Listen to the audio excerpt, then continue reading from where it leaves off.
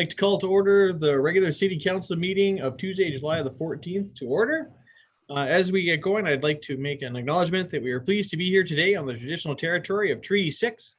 We acknowledge all those who share a deep connection with this land. The city of Beaumont respects the histories, languages, and cultures of all of Canada's First Peoples, whether they be of First Nation, Métis, or Inuit descent, and appreciates that their presence continues to enrich Canada's vibrant communities. We are all treaty people.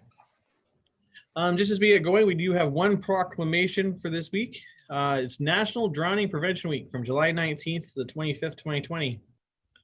Whereas the mission of the Life-Saving Society of Canada is to prevent drowning throughout this great country, and even one drowning in Alberta is one too many.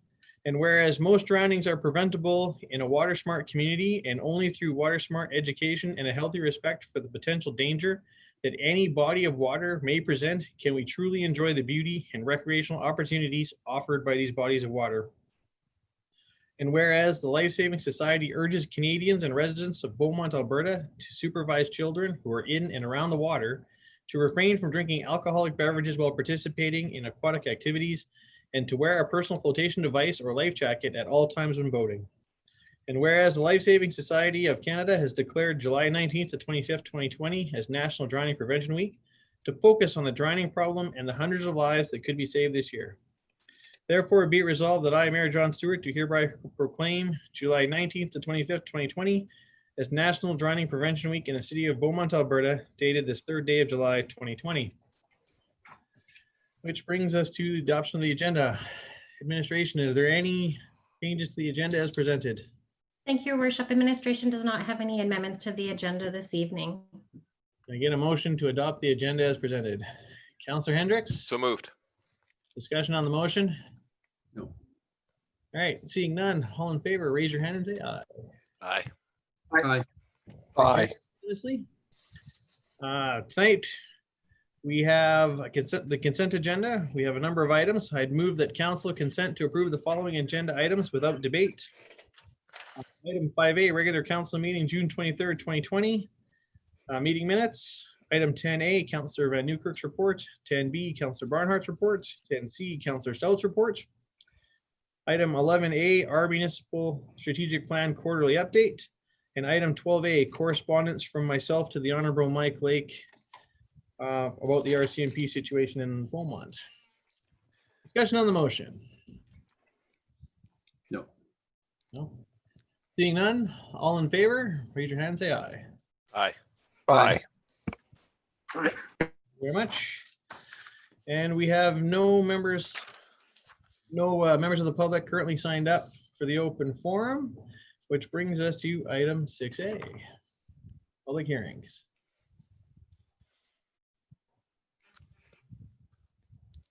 Tonight we have one public hearing before us, but for bylaw 982-20, Rousseau redistricting, as well as after the public hearing, we will have second and third reading. At this point, I'd like to declare that the public hearing is open and the hearing is being held pursuant to sections 230, 606, and 692 of the Municipal Government Act 2000 as amended. City Clerk. Thank you, Your Worship. Through you to members of the public and council. The purpose of bylaw 982-20 is to amend the land use bylaw 944-19 to redistrict the remainder of the Rousseau neighborhood. Notice of the public hearing was provided in writing to the assessed landowner, the adjacent landowners, the applicant, Leduc County, and the school boards and other agencies. The public hearing notice was advertised in the local newspaper on July 3rd and July 10th, 2020. The public hearing notice was advertised on the Beaumont website beginning June 24th, 2020. Written submissions received are included in the public hearing agenda package, and there is nothing to read into the record at this time. Thank you. Thank you very much. Just as we get going, I'd like just everybody to note that we are on Zoom, and so everybody that's giving an oral presentation, please make sure that you're speaking clearly and concisely into the microphone. We ask that we're going to modify slightly from procedure. The city clerk will introduce attendees as they come on, and we will go from there. So first up is the Director of Planning or Development or their designate. Who will speak to this evening? evening, Your Worship and members of Council. This is Emily Sangster. I'm just waiting for my video to come on. There we go. Okay. We are here tonight for the public hearing for a proposed bylaw to amend the land use bylaw with respect to the Riso neighborhood, as noted. So as an introduction to this public hearing, I will briefly summarize the proposal and administration's recommendation. The Riso neighborhood is located in West Beaumont, east of Range Road 243 and north of Montrose and Four Seasons Estates, as shown in attachment 1. The purpose of the proposed bylaw 98220 is to amend the land use bylaw by redistricting the undeveloped areas of the neighborhood from agricultural holdings district to conventional neighborhood and integrated neighborhood districts, as shown in attachment 2. The redistricting will allow for the development of the integrated neighborhood parcel as a combined school park site. The site will accommodate a kindergarten to grade 12 Francophone school for which funding was identified in late 2019 and early 2020, and for which Council approved site preparation funding in April 2020. The redistricting will also allow the remaining land to be developed as a low-density residential neighborhood as contemplated in the Riso outline plan provided in attachment 3. The school site is located on a parcel in the southeast portion of the plan area identified as municipal reserve in this outline plan. The Municipal Government Act allows municipal reserve to be used as a public park or recreation area or for school board purposes. The schoolyard is to be developed in accordance with the direction provided in the outline plan, and the site is to be redistricted to integrated neighborhood for consistency with most other school sites in Beaumont.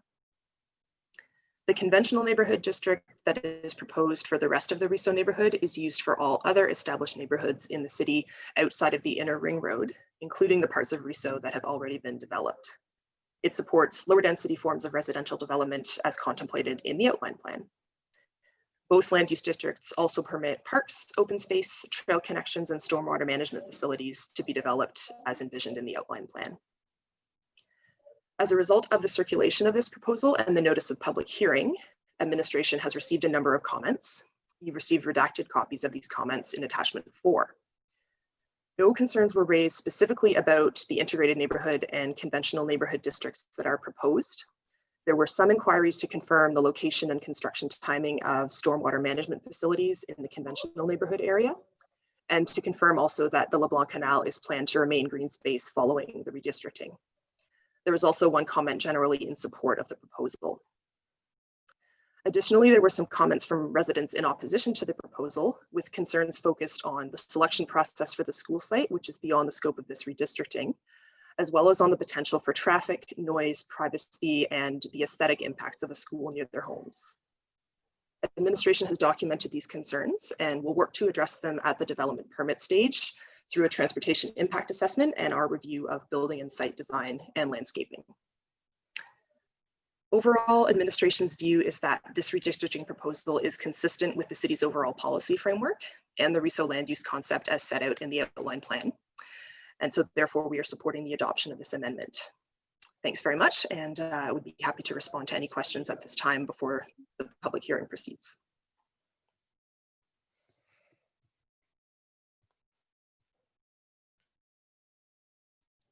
Forgot I was on mute. Sorry about that. Appreciate the presentation tonight. Open it up to questions from members of council, if any. Yeah, seeing none, fairly straightforward. Do you wish to make a concluding statement before we move along? Emily? No, Your Worship, thank you. All right, so we will now move on to those in favor of the bylaw. City Clerk, anybody? Thank you, Your Worship. We do not have any registrations for anyone in favor of the bylaw. Do we have anybody wishing to speak in opposition to the bylaw? Thank you, Your Worship. We have one registration and we will have our moderator let that person in right now and I'll introduce them. Thank you. Thank you. No, Your Worship, thank you. All right, so we will now move on to those in favor. Thank you, Your Worship. I would like to introduce Mr. Alfred Porsche. He'll be speaking in opposition of proposed bylaw 982-20. And I'll just ask Mr. Porsche if he could just please mute the live YouTube feed before unmuting himself and presenting. Thank you. Hello, Good. Good evening. Welcome. Thank you very much for joining us tonight. Whenever you're ready. Good evening. Well, thank you very much for giving me the chance to talk here. This is something, well, not normal for me, although I do presentations every now and then. I am living in Beaumont since 2012, and I'm living in the area very close to the Four Seasons Park, and this is why I would like to take the chance to add a few thoughts. I'm sure that what I'm going to add is not news to you, but I would like to make sure that the points that I am hopefully making are not overlooked. And yeah, other than that, as I said before, thank you very much. I have prepared a brief presentation, and I hope that I will be able to share my screen, which completely disappeared now. Can you?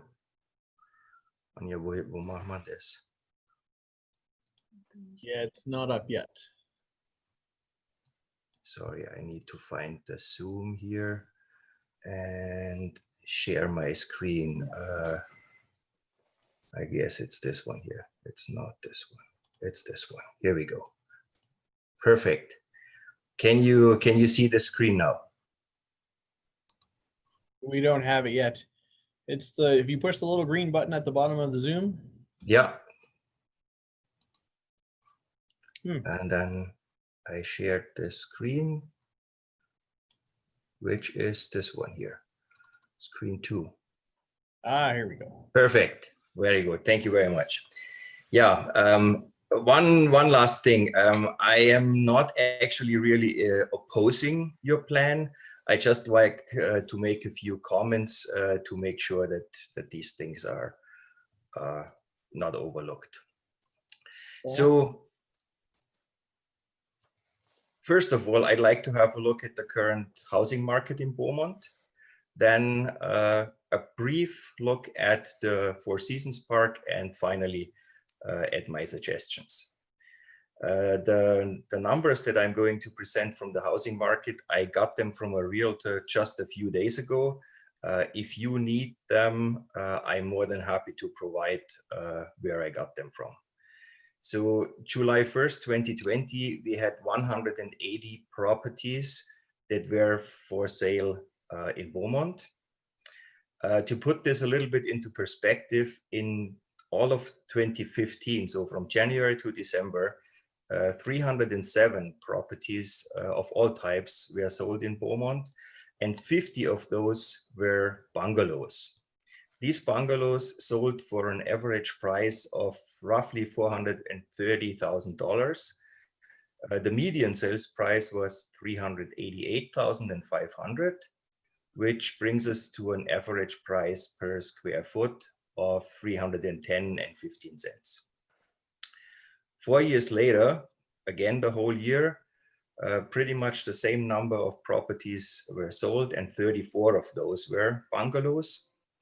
The average sales price, however, went down to $403,000. Sorry, the median sales price $373,000, and the average price per square foot $292,043, which gives us a decrease in price of roughly $26,000 on average, or $17.72 per square foot.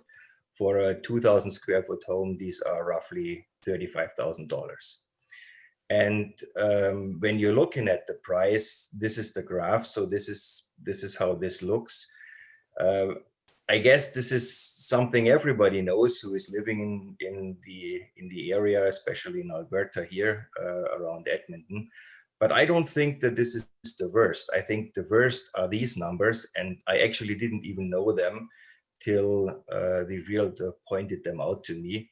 In Beaumont, from January 1st to July 1st, so in the first half of this year, we didn't sell a single family bungalow. We didn't sell a hillside bungalow. We didn't sell a raised bungalow.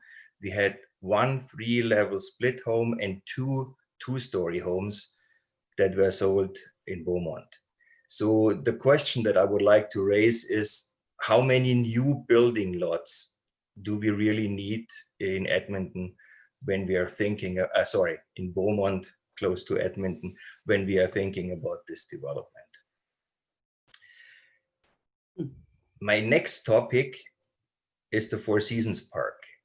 And the Four Seasons Park is, I'm sure everybody of you knows this, and we know it very well because we are living just next to it.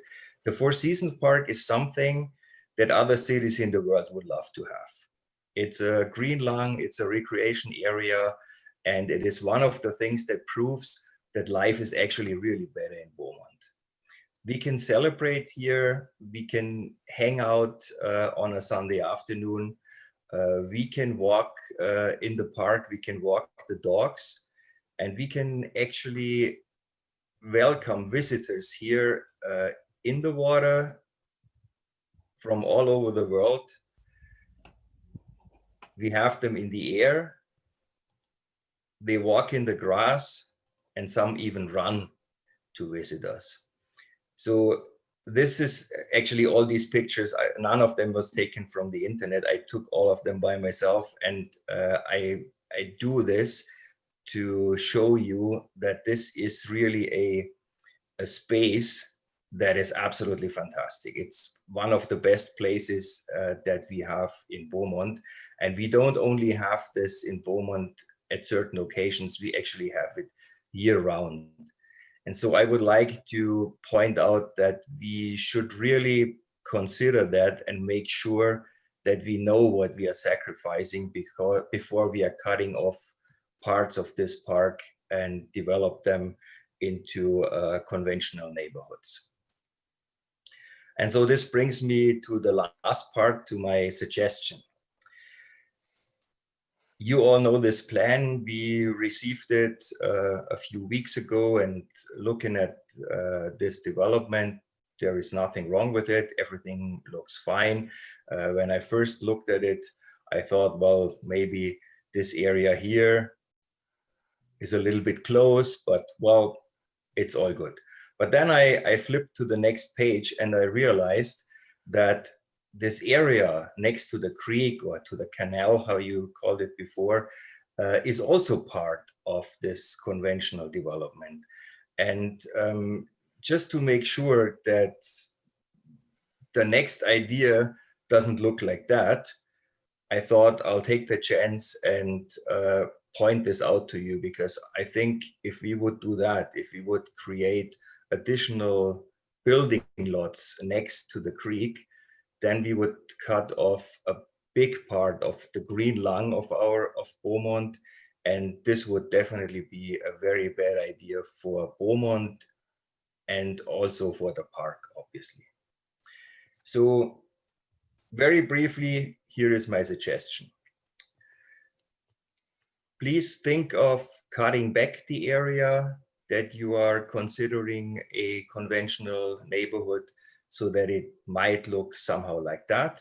It leaves enough space for, I have a laser pointer here as well. It leaves enough space here for the park, and it also connects the green areas that we have all around here in this area. And if you think that this is a good idea, there might be a next step. And I'm sorry, the next drawing, well, this one is okay, but the next drawing that you see doesn't look very professional. My wife just looked at it and rolled her eyes. I apologize for that. But the idea that I wanted to share with you is this area that I have hatched here in red. Maybe you can revisit that and you can change it slightly, sorry, so that the stormwater facility that is a rectangular area right now maybe becomes a part of this lake that we have already. And if the area around that then fits into the park, that would be an absolute fantastic spot for everything. Yeah, thank you very much for giving me the chance to present. I really appreciate it. If you have questions, I'm more than happy to answer.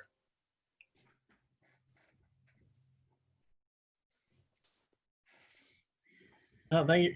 Thank you very much. Appreciate your presentation tonight. Yeah, there's some valid comments in there and we appreciate that. But this is redistricting to conventional neighborhood. This isn't the structure plan. So it looks like we sort of crossed a little bit. So I'm just sort of wondering how this fits. Does someone from admin want to weigh in on this? Sorry, I'm not sure if I understood. Do you think I made the presentation at the wrong meeting? No, you made the right meeting, except if we're trying to move around where lots go and where the lake goes, this is really just a very high level document about what can go in there. And the conventional neighborhood district actually takes into account most of your concerns. Because you can do all that stuff within it. You can put park in it or do things like that. Yeah, well, you know, but if all of that actually really becomes conventional neighborhood, that's what I mean, then the possibility to build houses along the creek would exist, which would definitely be a great place to live, but it would not be a great place or not be a very good idea for the park, and I think also not for Beaumont. So my idea is, or my suggestion is, that you're taking this part out of the conventional neighborhood and don't consider it as something that could become a building lot. I see Mr. Wong has popped up. Yes, thank you very much, Alfred, for your suggestions and the presentations, and the administration heard it. One of the comments that I will refer back to your suggestion is regarding the LeBron Canal. Even though that is zoned conventional neighborhood district, CN district, it will not allow any residential development on it because it is designated for the LeBron Canal, which is a stormwater conveyance. And that also on the side, as you see on the land use concept map, it is designated as the PUL, that is public utility lot. So basically that is the for the drainage conveyance. And the green space alongside of it. I think one of the confusions that is regarding the zoning is previously in the old land use bylaw, there is a specific land use district for like the public utility lot. So at that particular, along the LeBron Canal, it was owned PUL, public utility lot. But with the updated land use bylaw, everything is included in in several zonings now. And if you go back to the, if you go to the land use district, the public utilities and even parks and the schools, they are allowed to build on the conventional neighborhoods as if in other land use districts. So I believe that is one of the confusions that arise with the land use district there. But I can assure you there will be no residential development alongside the LeBron Canal. And if there is, then there has to be a plan amendment in order for the developer to do it. And the second part to your questions, I hear loud and clear on your love of environment, you know, and I'm one of the people that love the environment too. But your proposal to link the stormwater pond to link with the Four Seasons, the pond there, probably may not be feasible because the Sparrow Pond is not function as a stormwater pond. Yeah.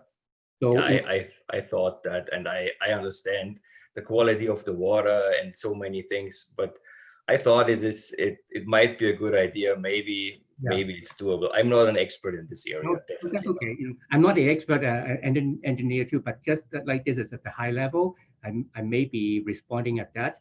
And the stormwater management facility that is identified, designated in the current land use concept plan, I believe the developer will be develop it with landscaping and will be naturalize it. So it will be functioning as a very naturalized area. So I hope that will be some way to give you a little bit of the comfort, even though that is not linked, but the area would be used by different species of animals to continue to thrive there.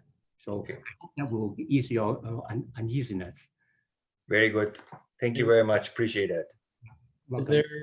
Is there questions from members of council for the presenter this evening?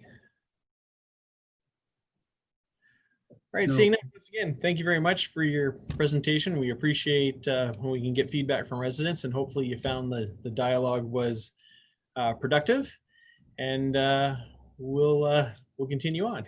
Thank you very much. Thanks. Take care. Thanks a lot. Thank you.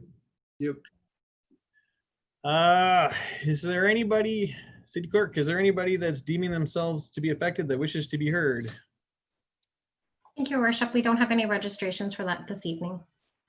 Okay, which brings us to the end of the public hearing. Does administration wish to make a concluding statement before we wrap it up?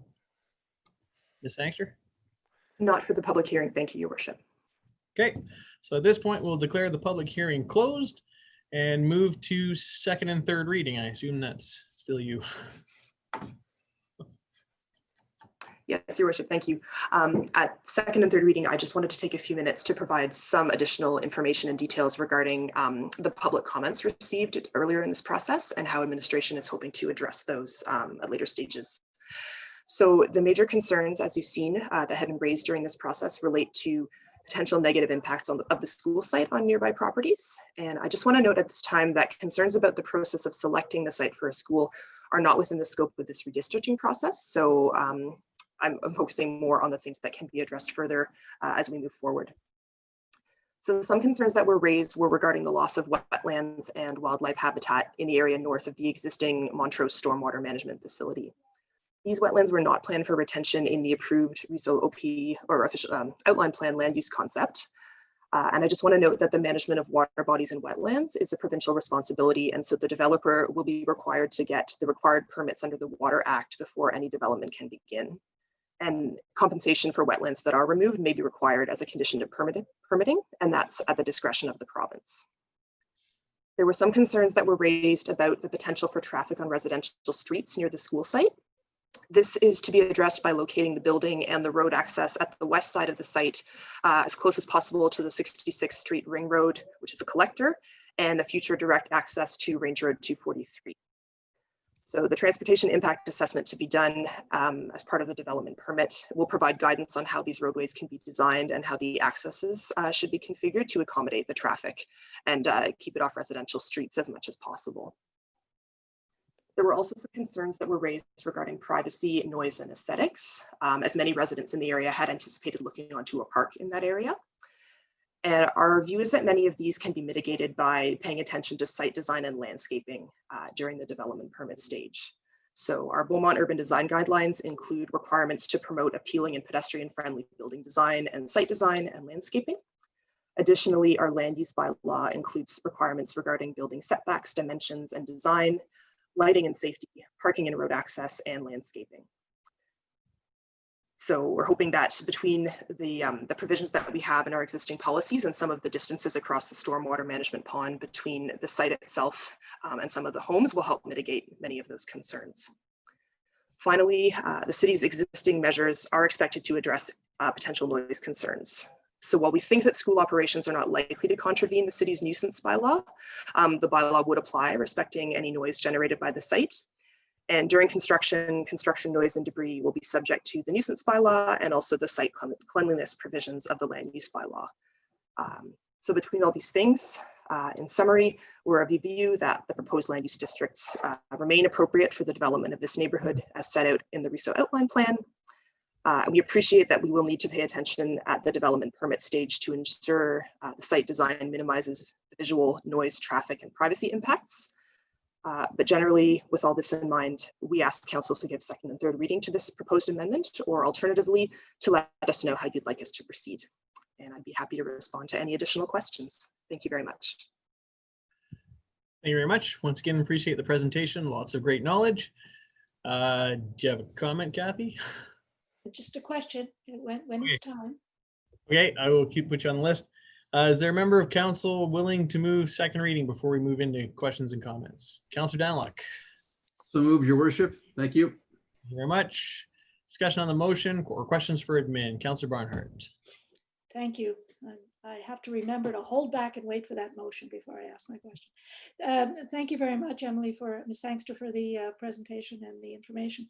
Question following up from one of the inputs we've had from residents was around timelines as to when that stormwater management pond would be built. They've been waiting a long time for that. Can you just shed some light on the timelines? Certainly.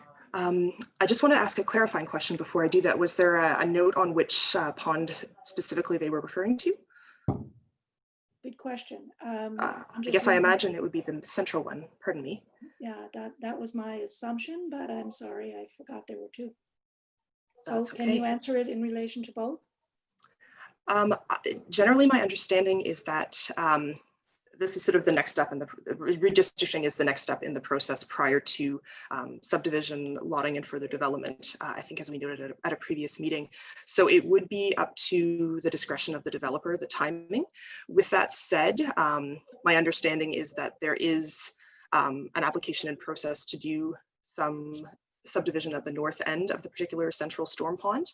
And so there may be some work happening in the next year or two on the north side of that storm pond. The southern portion, I don't believe that there is a timeline to my knowledge, but it would be done at the subdivision stage. We'd have a better idea of the timing. I see Ms. Raymond has come on, so I will ask her if she wants us to add anything. Thank you very Not a much. problem. I just wanted to chime in that right now, that's not part of any active development proposal at this time, but they are still working on what that looks like as they work through completing the final stages of the Rousseau subdivision. Likely that the school site will catalyze further development within this neighborhood and allow it to accelerate, but we don't have a firm timeline on when that central storm pond will be completed. Thank you. That was my understanding. I just wanted to confirm that. Thank you. Okay. I see your raised hand, Councillor Danlock. Thank you, your worship. Ms. Sanchez, thank you very much for your attendance this evening. A quick question I have is, a lot of the public feedback in the letter and email form was around public engagement. Are you able to, or another member of the administration, able to talk to us a bit about the public engagement process that some citizens felt was not as extensive as they felt it could have been? If you could elaborate on that, please, if you could. I may defer that to Mr. Wong just to talk a little bit more about the site selection process, as I believe that's the aspect of it that many of the residents had concerns about. Is this within scope of this? Probably. The question is not part of the scope of the rezoning application, but I can speak to the public engagement aspect of the concern. Back in November of 2019, the province made an announcement that they would provide design funding for a school in Beaumont, and they would appreciate the city to come up with a site that is ready for construction, technically this summer in the fall. That is a site which can go ahead by the fall. So administration started looking into the city of Beaumont, where available sites are available for school development. And we, excuse me, oh, I didn't turn on my video. How do I turn it on? There. So, and then the administration went out to look at the available sites that are, and then we did a feasibility study, came to council for some discussions. If I recall correctly, there were 3 sites that we looked into, but the other 2 sites are just too far out in the development process, and the cost to the city would be high. And that is why we discounted those 2 sites, and the Rousseau site is the remaining feasible site at the time. And we came to council, and council made a decision to pick this site and authorize the administration to negotiate with the developer on this one. So that is my understanding, and that is why I go out to the public. Thank you. Councilor Hendricks? Your worship, thank you. Just wanted to make two quick comments. One is that with respect to Four Seasons Park, this application doesn't change Four Seasons Park. We don't lose any square footage. We don't change any boundaries. Four Seasons Park remains intact. Secondly, with respect to this parcel, the footprint of the school, I think it would be helpful at some point that we have a generalized footprint showing how much of this land is actually being used for the school. And then there's additional fields and other things that'll be addressed to the east of the site, which will also connect with Four Seasons Park. So the green space doesn't get lost completely in this process. The footprint is mainly to the west and additional green space to the east. And I think that might help some people who've written in and made some comments to just to understand the scale and scope. Also, I believe this is going to be a low profile school. We haven't seen any drawings yet, but I haven't heard about a 2-story. I've heard about a single story, but I wonder if anybody could also offer some comment on that. Ms. Raymond? Hi, thank you. Thank you for your comments there, Councillor Hendricks. Yes, right now there is no school design. This will be a custom designed school site for this location. Alberta Infrastructure is currently working to procure the architect that will then start the work on this and work in conjunction with the city to meet the needs. Now, the site itself is about 2/3 to 3/4 of the whole area. The whole site itself is just shy of 5 hectares, and the school site itself is about 3.8 of that. So there is a sizable amount that will still be designated for green space and will allow for that open space, as was noted in Ms. Sangster's report, that will allow for the development of Four Seasons and that extension of that to continue. So the whole site, as you mentioned, is not being taken up, but as of right now, we don't know where the exact footprint will be located. We're going to try to shift it as far west as possible. So excellent, thank you. All right, quick scan. Seeing no further requests to speak, we'll call the question. All those in favor of second reading, please raise your hands and say aye. Aye. Aye. All right. Carries unanimously. Is there a member of council willing to move third reading this evening? So moved, your worship. Councillor Stout, thank you. Discussion on the motion. Seeing no request to speak and no discussion, call the question. All those in favor, raise your hands and say aye.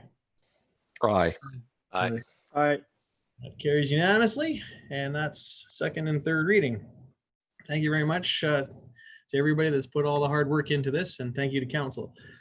Our next item up on the agenda tonight is a registered presentation from the Capital Region Southwest Water Services Commission.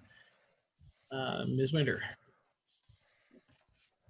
Thank you, Worship. We have 2 presenters are from the Capital Region South Water Commission, and our moderator will let them in now, and they'll be able to present.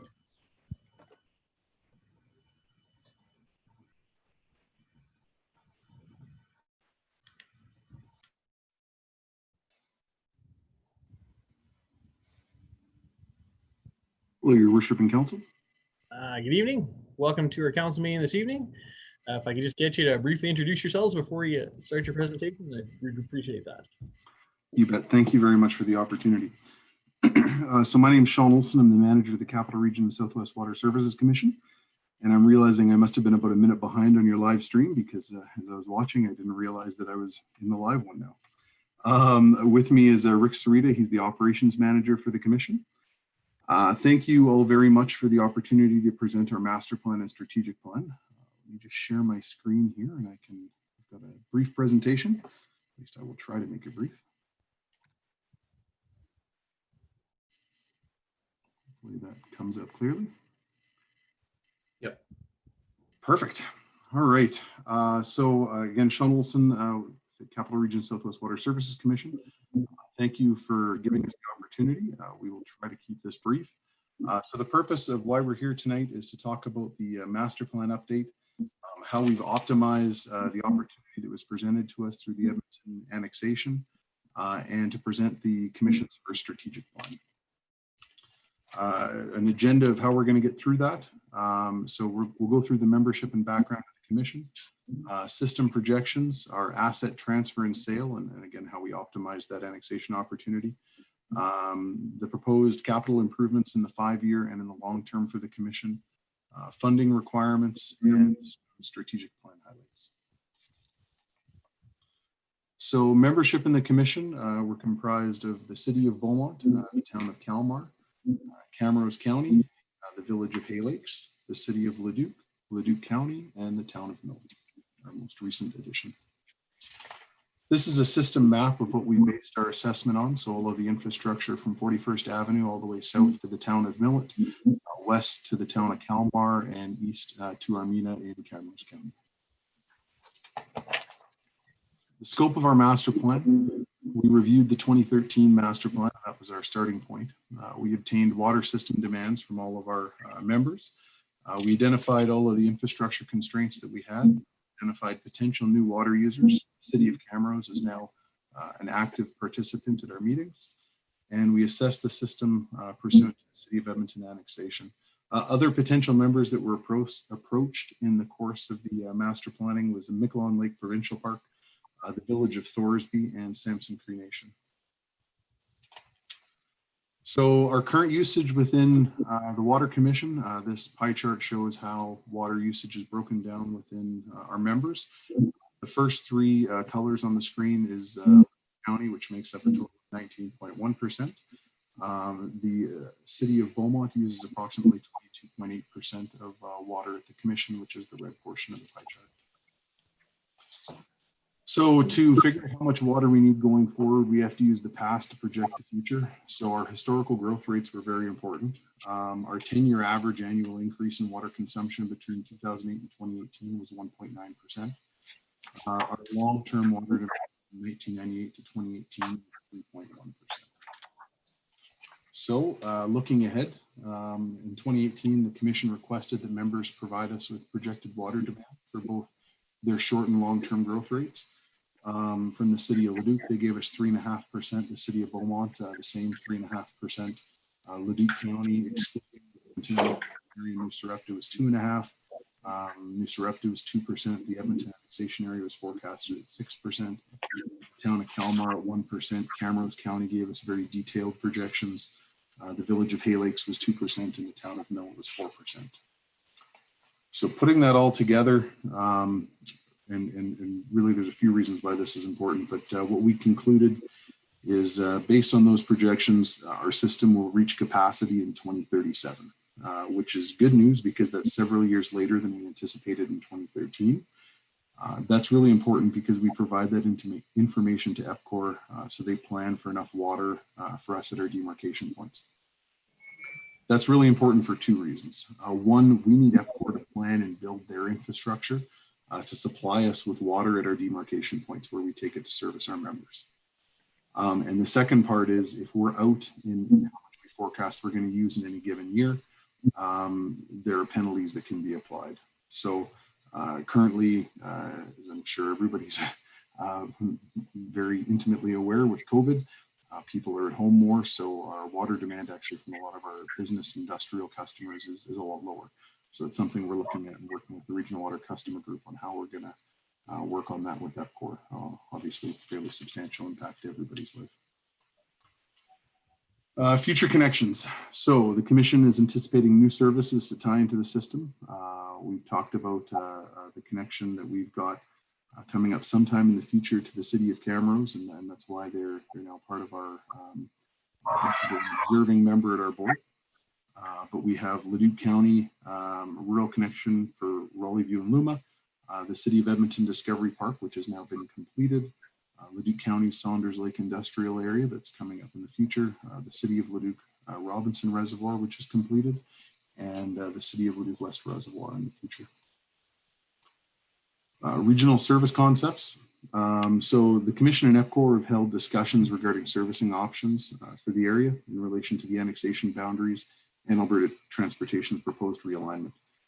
For the master plan, we really looked at 3 servicing options with regards to that Edmonton annexation and how to kind of optimize that.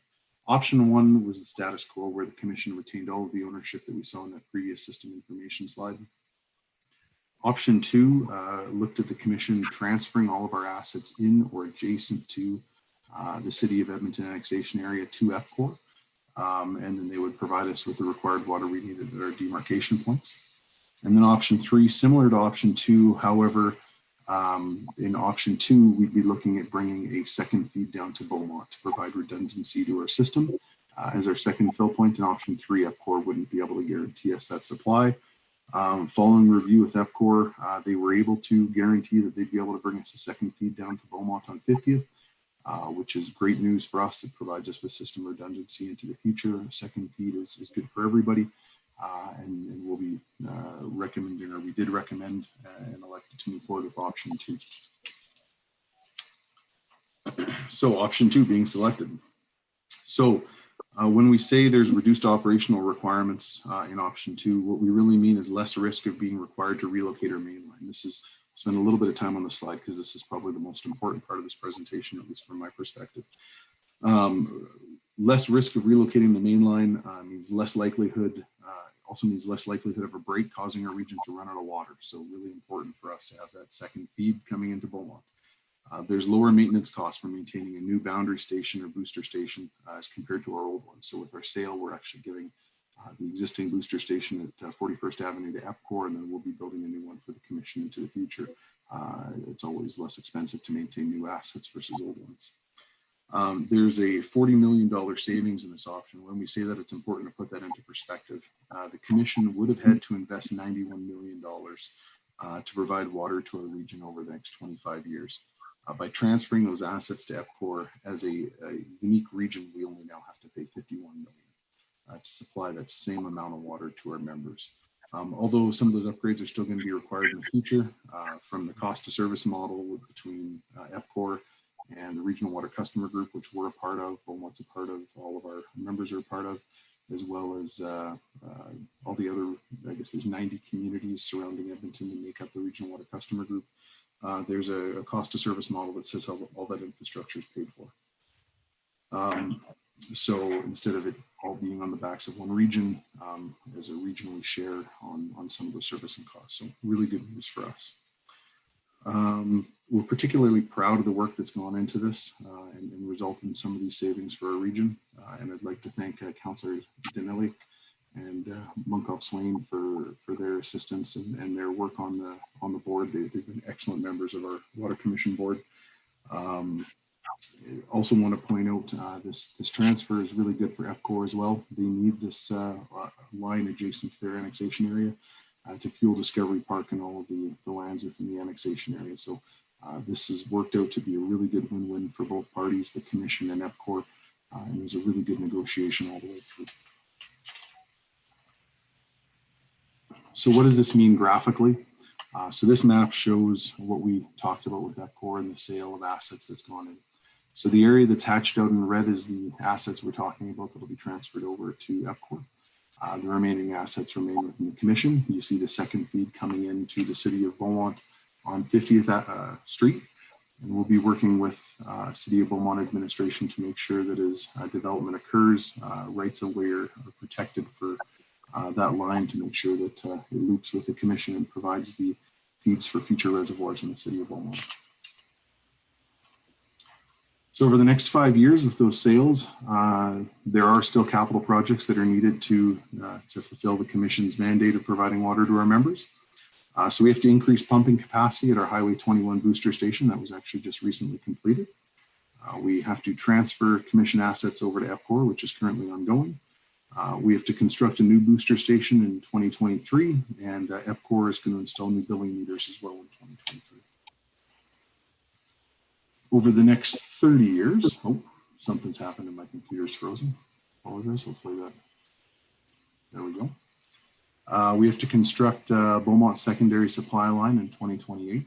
That's when we project that'll be coming down from EPCOR. We have to twin the 750 millimeter diameter pipeline by the EIA, which is shown in the second image here. And we have to upgrade the line east of Highway 21 in 2044. So our anticipated capital cost, that's where that $38.4 million comes from. that we talked about in the previous slide that has a net present value of $51.5 million. So water rates, next question is how are we going to pay for the upgrades that we need? So now that we selected option 2, we had to come up with a financing scheme to pay for the eventual capital upgrades. We looked at 5 options and our board spent a lot of time on this. Really good discussion went into coming up with this. Essentially, we looked at 3 kind of core scenarios. Scenario 1, the commission maintains our current water rate of $1.64 a cubic meter, which is what we charge all of our members. And then any increases by FCOR or the commission get taken out of our current infrastructure reserve until there's a rate increase required. At that point, we would maximize the debt of the commission. So any future upgrades, we essentially max out the commission's credit card. The second option, the commission increases its reserve allocation so that any future upgrades are paid for with cash. So we put the commission in a situation where they never have to borrow from the credit card at all. And all of our upgrades are paid for with savings from water rates today. And we looked at the third option, which the commission no longer saves for upgrades at all. And when upgrades are required, we would go back to our members and ask for cash at that point in time to build those assets. After lengthy discussions, we felt that there needed to be some kind of a balance in the middle where we didn't borrow everything with cash and we didn't completely we didn't pay for everything with cash and we didn't max out the commission's credit card. That came out to scenario 5. So in scenario 5, this was the best situation as voted on by the board. And I think there was a really good discussion that went into coming up with this. We're holding our water rate constant for the next number of years and starting to slowly eat into our infrastructure savings. Because obviously, as pointed out earlier, we don't have to save up for that $40 million of infrastructure anymore. And some of our infrastructure is going to last longer. So that allows us to reduce our infrastructure reserve amount that we have to put away. That allows us to hold our rate constant for a period of time until it has to start gradually increasing again. We anticipate that's approximately 4 years, which is rate relief for the region in terms of no anticipated upgrades. Really good news for all of our members. So this is what the cash flow looks like in that situation. So you'll see positive cash flows until we have to start doing some of the bigger upgrades out in 2035. The debt limit of the commission, the anticipated debt limit is shown there in red. So the conclusion of the master plan, so the average projected water demand for the commission is 3.1% over the next 25 years, as we talked about earlier. The commission and FCOR have reached an agreement regarding the transfer of assets as per option 2, and members will not see an increase in water costs from the commission until 2023 going forward. So the rates for 2020 obviously have already been predetermined, and so now moving forward for the next number of years, that's rate relief for the region. So our strategic plan, some of you may recognize our chairman of the board, Rick Smith, councillor from Leduc County, pictured here. He led the commission through our first strategic plan from 2019 that is in place now from 2019 to 2023. We identified some goals and strategies for the commission, those goals and strategies are going to be worked towards a common future for the region, and they're outlined in the plan. Some brief highlights for the 4 pillars of our strategic plan. Number 1 is communicating with our members. Our second is internal efficiencies. Our third, managing our scarce resource, and 4 is master planning.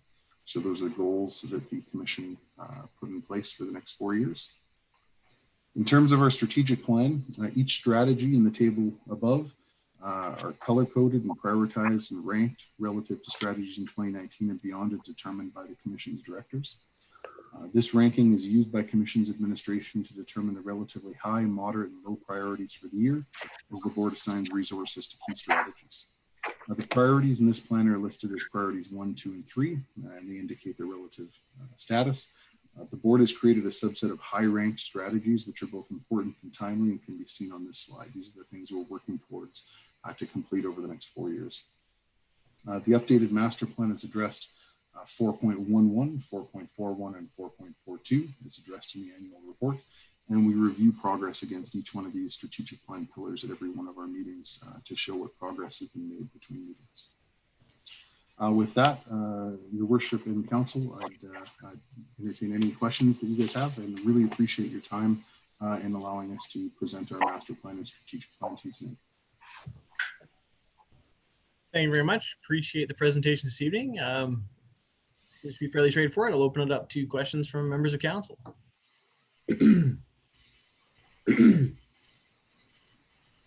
Councillor Hendricks. Your worship, thank you. A commission near and dear to my heart. Spent what 10 years on it. I was chair for a while, so nice to see the change, significant change, obviously over time. Couple old questions, I guess. One is just on the airport, and I realize that it's just a question I have, and not perhaps related to this PowerPoint. But did the 1959 cast iron line ever get replaced? There's the old 59 line that was part of the loop system. Did that ever get done? Yes, it's a seven. Not sure if I'm muted. Go ahead. Oh, I was just, Rick, you might know this one better than I do, but I'm presuming that's the line that was replaced when the mall went in, and the new water line was routed around the mall. You might have better information. Well, the original line that was installed when the airport was first being built has been upgraded, and we're now currently at a 30-inch line, which is a 750 mil. Wow. I'm hoping that answers the question. It's a 30-inch line. Right. Fantastic. Yeah, because during my tenure, we got the line to the south put in, but the old line hadn't been replaced. So that's good news. So thank you as part of the loop system. So correct. Another question, EPCOR at that time was pushing to run water all the way to Red Deer. Has that gone anywhere? Your worship, through to Councillor Perry. No, right now our strategy is trying to figure out how far we can grow the system. Each new customer that comes in typically applies for a Water for Life grant. That's how water was extended down to the town of Millet. When that project was looked at and we looked at extending water to the south, there was consultation that went on with the city of Wetaskiwin, and with Wetaskiwin, I think there was another community south that we looked at as well, but at that point in time, there wasn't any appetite to extend and oversize the lines to bring it further south. At this juncture, if we were trying to extend water down to Red Deer, there'd be a new line that's required all the way back from Edmonton to provide enough water down that far. Right. Okay. One other question, if I could. ATCO Water. Are they still a player in this conversation at all? Your worship, through to Councillor Perry, I'm not personally aware of ATCO Water in our region. Okay. I know in terms of how we supply water to our members, we have an agreement with EPCOR that requires us to buy all of our water through EPCOR. We're not aware of any other source that would have the treatment capabilities to supply a large enough water supply to service all of our members, or really be able to take a dent into it. Yeah, and they were also kicking the tires on perhaps being the pipeline people for water to Hay Lakes and some other places. So just wondering if that ever came to anything. So actually, I'm glad to hear that it hasn't. So thank you. Are there any other councillors with questions or comments this evening? Councillor Danlop. Thank you, Your Worship. Just a quick comment.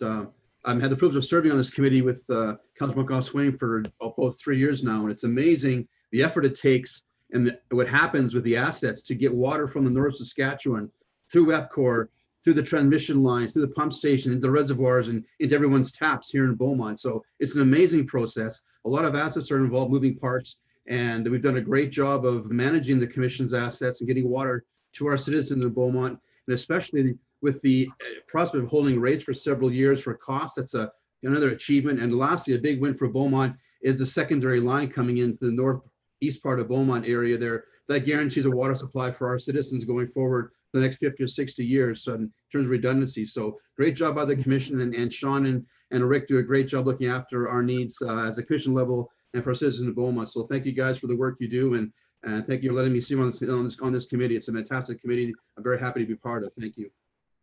Thank you very Thanks, much. Phil. Seeing no further requests to speak, once again, thank you very much for your presentation this evening. Keep up the good work. Thank you, Your Worship. Thank you, Your Worship, for your time. Appreciate it. All right, so that brings us to business item 8A, Beaumont Arts Council appointment. I see Ms. Cuthbert's popped up, so. Good evening, Your Worship and members of council. This evening, we are requesting decision for appointment of council member to the Arts Council. On March 12th, 2019, Council Policy C38 was approved. That was a development and practice of artistic and cultural expression. Within that policy, an Arts Council was to be created to coordinate artistic and cultural programming in the Beaumont area. In May 2020, Council endorsed the terms of reference for this Arts Council. Administration recommends that Council appoint Councillor Van Newkirk as member of Beaumont Arts Council and that Council appoints Councillor Monkoff-Swain as alternate. Responses for Council, that Council appoint Councillor Van Newkirk as a member of the Beaumont Arts Council and Council appoint Councillor Monkoff-Swain as alternate, or that Council direct administration on how they wish to proceed. Thank you very much, Ms. Cuthbert. I appreciate the presentation tonight. And I do want to thank Councillors Stout and Barnhart because they also put their names into the hat for these appointments. And when I was going through the applications of all 4 councillors that did put their names forward, I had a really good hard look at current workloads and who was available to do what. And Councillor Van Newkirk was drawing the short straw there. So appreciate the interest from everybody. And so I have now proposed the 2 councillors for council's consideration. So I would move that council appoint Councillor Van Newkirk and Councillor Monkoff-Swain as the designate and alternate appropriately and open it up to discussion from members of council.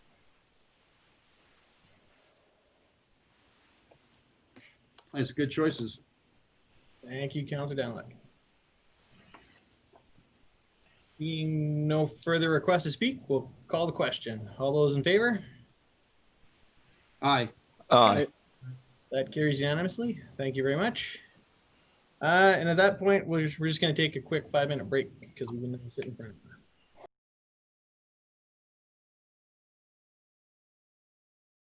of reconvene the meeting.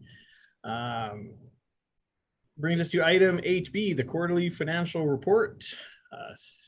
Mr. Blanco's popped up. Good afternoon, Your Worship, and the rest of council and the public. Tonight, I'm bringing forth the quarterly financial report for Q2 2020. During the 2020 budget workshop, administration discussed a new reporting process that would include financial reports presented to council on a quarterly basis, such like today. This second quarter report is intended to provide council with a mid-year financial update on the operating, utility, and capital budgets, as well as to provide forecasts to year end. So I'll direct your attention to Appendix 1, which is the operating report.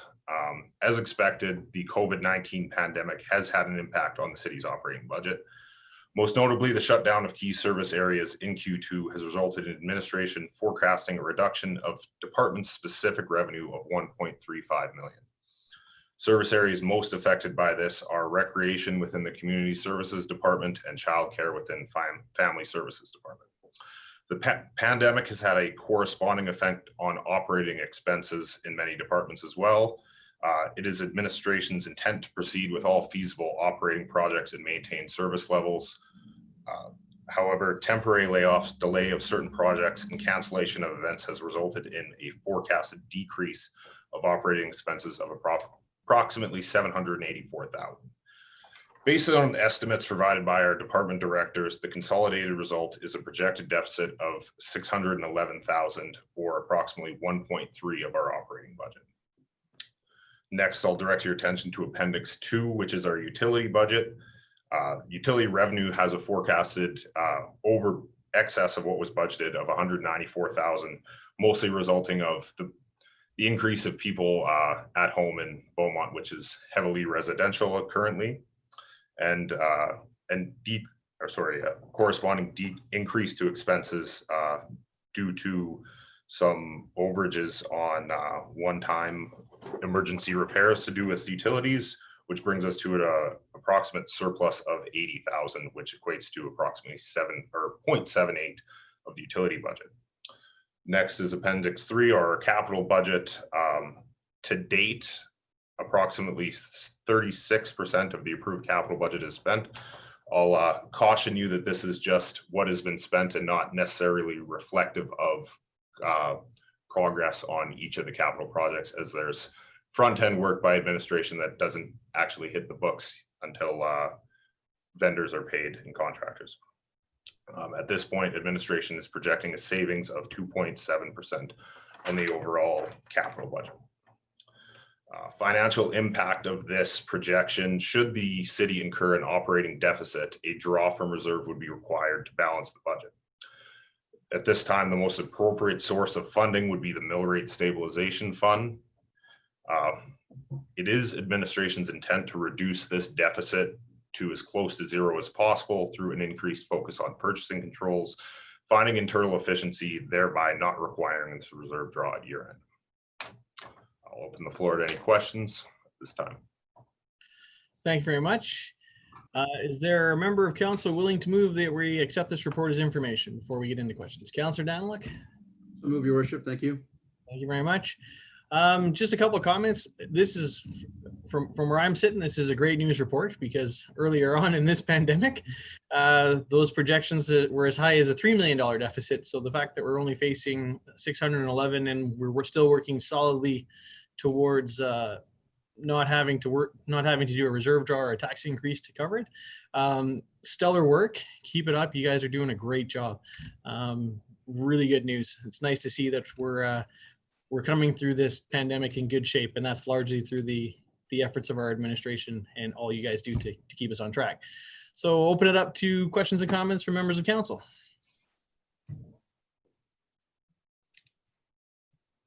Nobody's got any questions or comments? Councillor Barnhart. Of course, I have a question. Thank you, Your Worship. Thank you, Mr. DeBlanco. You raised the, you made the comment around childcare and recreation as being the two areas that, of course, have been hit pretty hard. And we also know that childcare has had to stay open sooner and stay open. And I'm just wondering if you could give me some idea of what assumptions are being made in terms of the forecast. Are we continuing to see full enrollment? I think I heard the last time we had an update.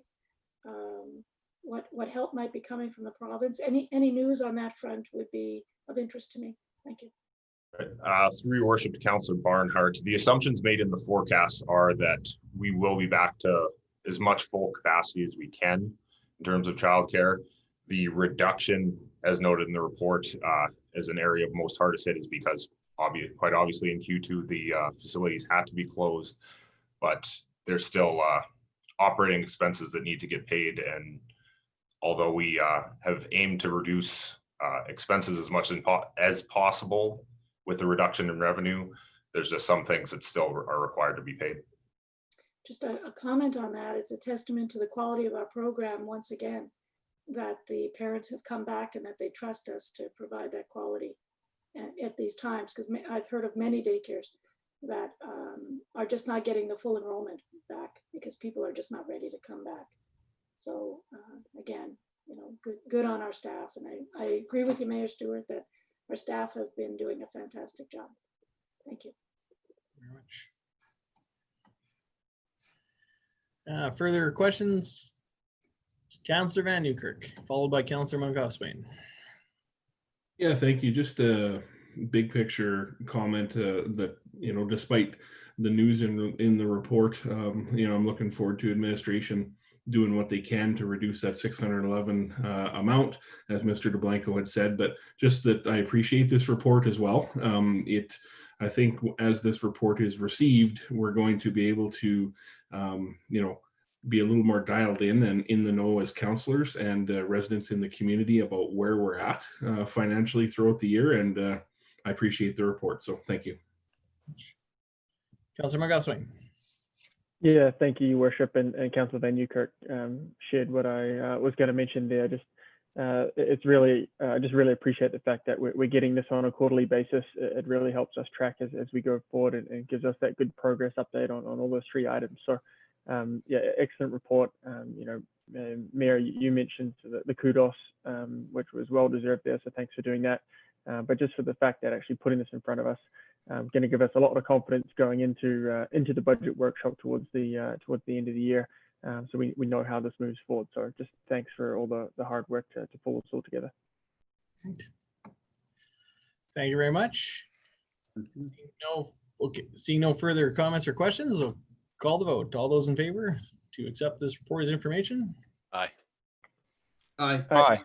Carries unanimously. Thank you very much, Mr. Delanco.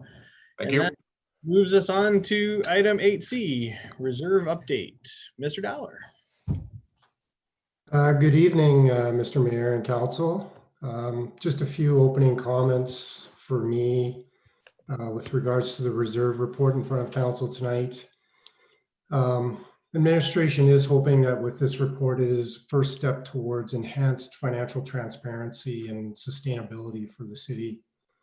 As the city is faced with an ever-increasing pace of change and uncertainty, it is also hoped that the proposed structure offered in the report will allow Beaumont to be more proactive, nimble, financially astute, and better equipped to face challenges in the future.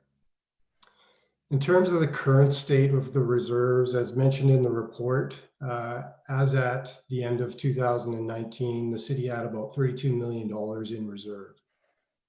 These funds were scattered across 30 different, very specific reserves. The current mix of reserves did not identify minimum or maximum balances in any of them, nor were there reserve plans in place or developed that would support some of the balances in certain reserves. In addition to all of this, there was no formal approved council policy that provided governance over the reserves themselves. In terms of the proposed state that's in the report, administration is proposing reducing the number of reserves from the 30 down to about 10 to 12. These reserves would be organized in some broad categories, specifically operating, capital, and then a utility-focused reserve. In some cases, a risk-based approach has been used or suggested, and this is where you'll see a creation of a minimum balance and a maximum balance. In other instances, administration is suggesting reserve balances be supported by formalized plans, equipment replacement being a prime example of that. The plans would outline the expected expenditures over the next 10 years.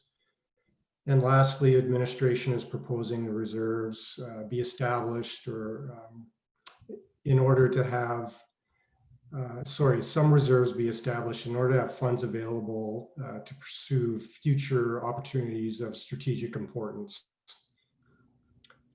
In terms of steps, so after tonight, if council is supportive of the direction that's being proposed, administration will take the steps to develop a draft policy for council approval.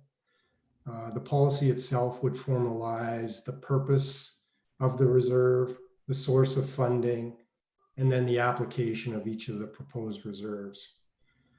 And with that, I'd be open to answering any questions that any members of council may have.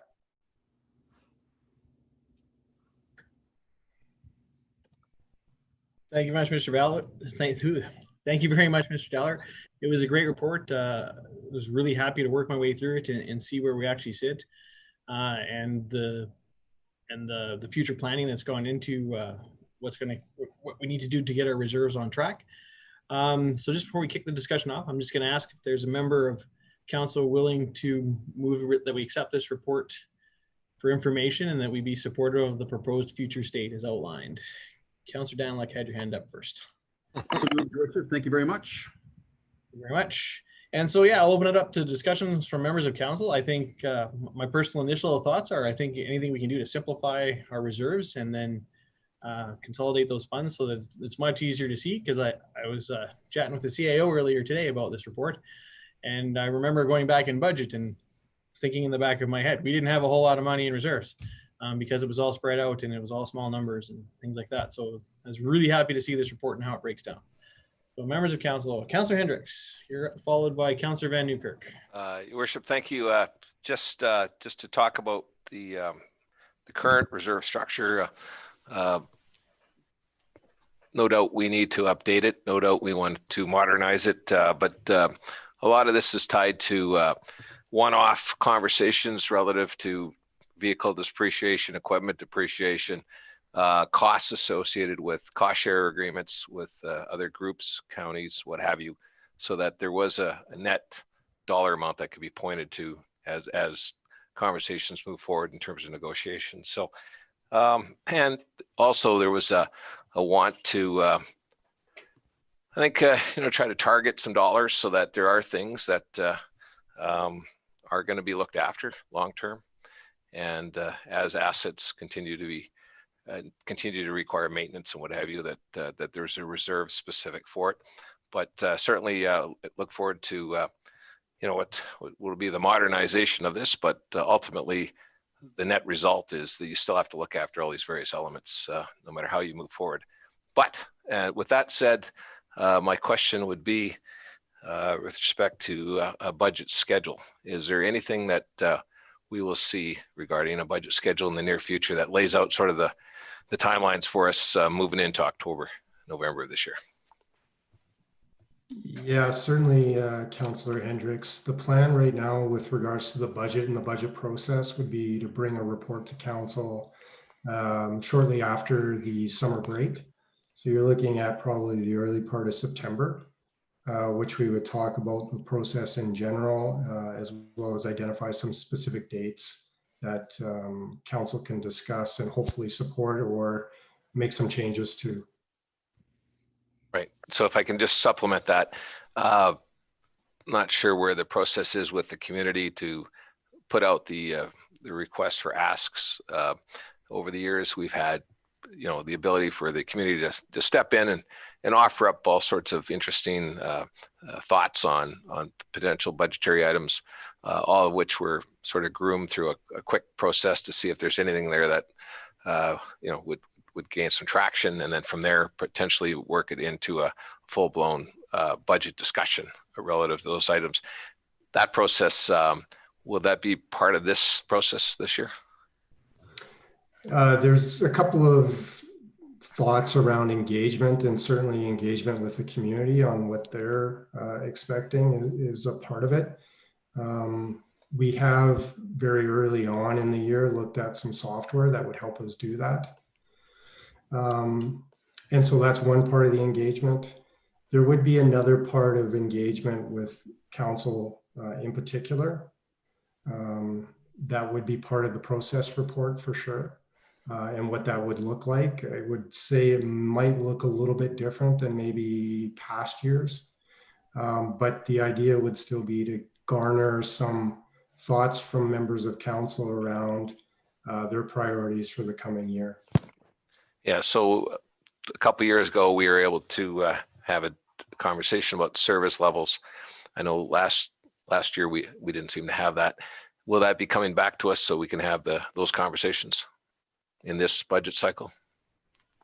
I think the conversations around service levels can definitely be part of the process, and we can look at making sure that is included in what we present as part of the report in September. Right on. Good. Thank you. Councillor Newkirk, followed by Councillor Danlock. Yeah, you bet. Thank you, Mr. Dollar. Good report. It was. I got a pencil and the calculator and did some math, and I'll save that for a little bit later. But just starting off here, which of these categories, the newly presented categories, do you think presents the highest level of risk to residents if it isn't funded appropriately? So right now, based on the information that we have, Councillor Van Newkirk, I would say that's really the capital and the utilities ones.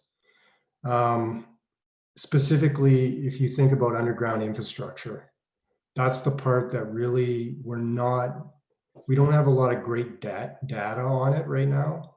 And so in order to put in some high level estimates around the balances that would be appropriate for those kinds of reserves, it's a little bit tough. So going forward, I mean, that's where the CCTV information coming back to us, as well as the road assessments, are going to allow us to refine those numbers and get a little bit more comfort with what those reserve balances should be. But as we sit today, those are the big ones, I would say right now for everyone. Yeah, thank you. And you kind of read my mind there. I did want to tie back to those two, they're bigger items on our budget this year for the CCTV and the the road analysis there. So that should help tighten up some of those numbers that are a little bit higher risk, I would say. Just a follow-up, Mayor, if you allow. Sure. Thank you. When you look at the couple of categories that you have labeled perpetual care and traffic safety, and I noticed they didn't have a estimated minimum balance associated with them. Could you maybe speak to that a second? Thank you. Yeah, for sure. Those ones in particular are ones that I kind of debated back and forth as to whether or not they were necessary. The idea here is that these two reserves in particular would be funded by very specific revenue. And so if you think about traffic safety, we do collect some revenue from automated enforcement. There are some costs associated with running that program. The delta or the difference between the revenue and the expenditures, if there is one, should be transferred to a reserve or could be transferred to a reserve that would then go to supporting one-time initiatives that would enhance traffic safety in the city. And the traffic safety one I bring up probably a little bit more because of some of the provincial conversations that are happening or have happened recently around automated enforcement in municipalities. So we want to make sure, number one, that if there is a change in legislation on this particular item, we're not going to have to react to a big deficit within the operating budget because we're now losing some revenue that is supporting our operating expenditures. If we can isolate that now, if a decision comes later down the road, then it's going to be easy for us to transition into a new reality. Not to mention the optics of having that revenue specifically identified to be reinvested back into traffic safety is quite a big win from my perspective for the community to understand where those dollars are actually going. Yeah, good. Thank you. And I think your last comment is one of the more important ones there. Thank you for that, Mayor. I'll pause for now. Thank you. Councillor Daniluk. Thank you, Worship. Thank you, Mr. Dollar, for your report. As I expected, it's very well written and it's very easy to understand how we got to where we are now. And I guess part of my comments are, we talked a while ago about the reserve study as giving us kind of a snapshot as to what our reserves are, but what is adequate. However, I realized from your report that we already have no starting point to ascertain how we got to where we are. So I think your suggestion for the policy going forward to have a much more adequate and structured reserve policy makes a lot of sense. And I'm looking at the fact that on your attachment 1 here, showing the total of 26,246,000 and change across the various reserves that we have currently set up. I'm assuming then this would be pared down to the maybe 10 to 12 categories you're expecting. So that 26 million gets pared down to 10 or 12 categories. Then we can ascertain, figure out if that 26 is still valid or not. Like, for example, I'm looking at the list here, the sidewalk replacement reserve, 186,000, that should really be, in my mind, part of infrastructure maintenance. So the question might be, if 4.8 is sufficient for infrastructure, that replacement has freed up $186,000, is now freed up to do something else with. So I was hoping to have kind of an idea, unless you want to put yourself on the spot and give me an answer. I'm not going to ask you to, but if you want to, please go right ahead. Give me an idea if the 26,000 or million is a adequate reserve number. But I think once we go through your new policy structure, we'll get a better understanding of how many reserves we have and a proper reallocation of these monies to make sure all the reserves, first of all, are funded properly, which is of course paramount.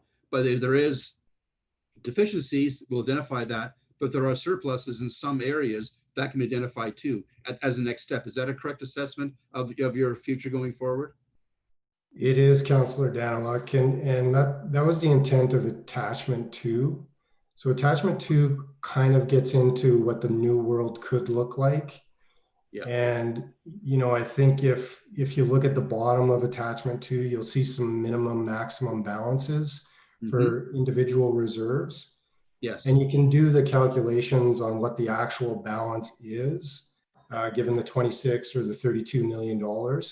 And so you can start to see that there is some differences, both positive and negative, around the $26 million, so that you start to shift it where it is probably more appropriate to be in terms of the dollars themselves. Mhm.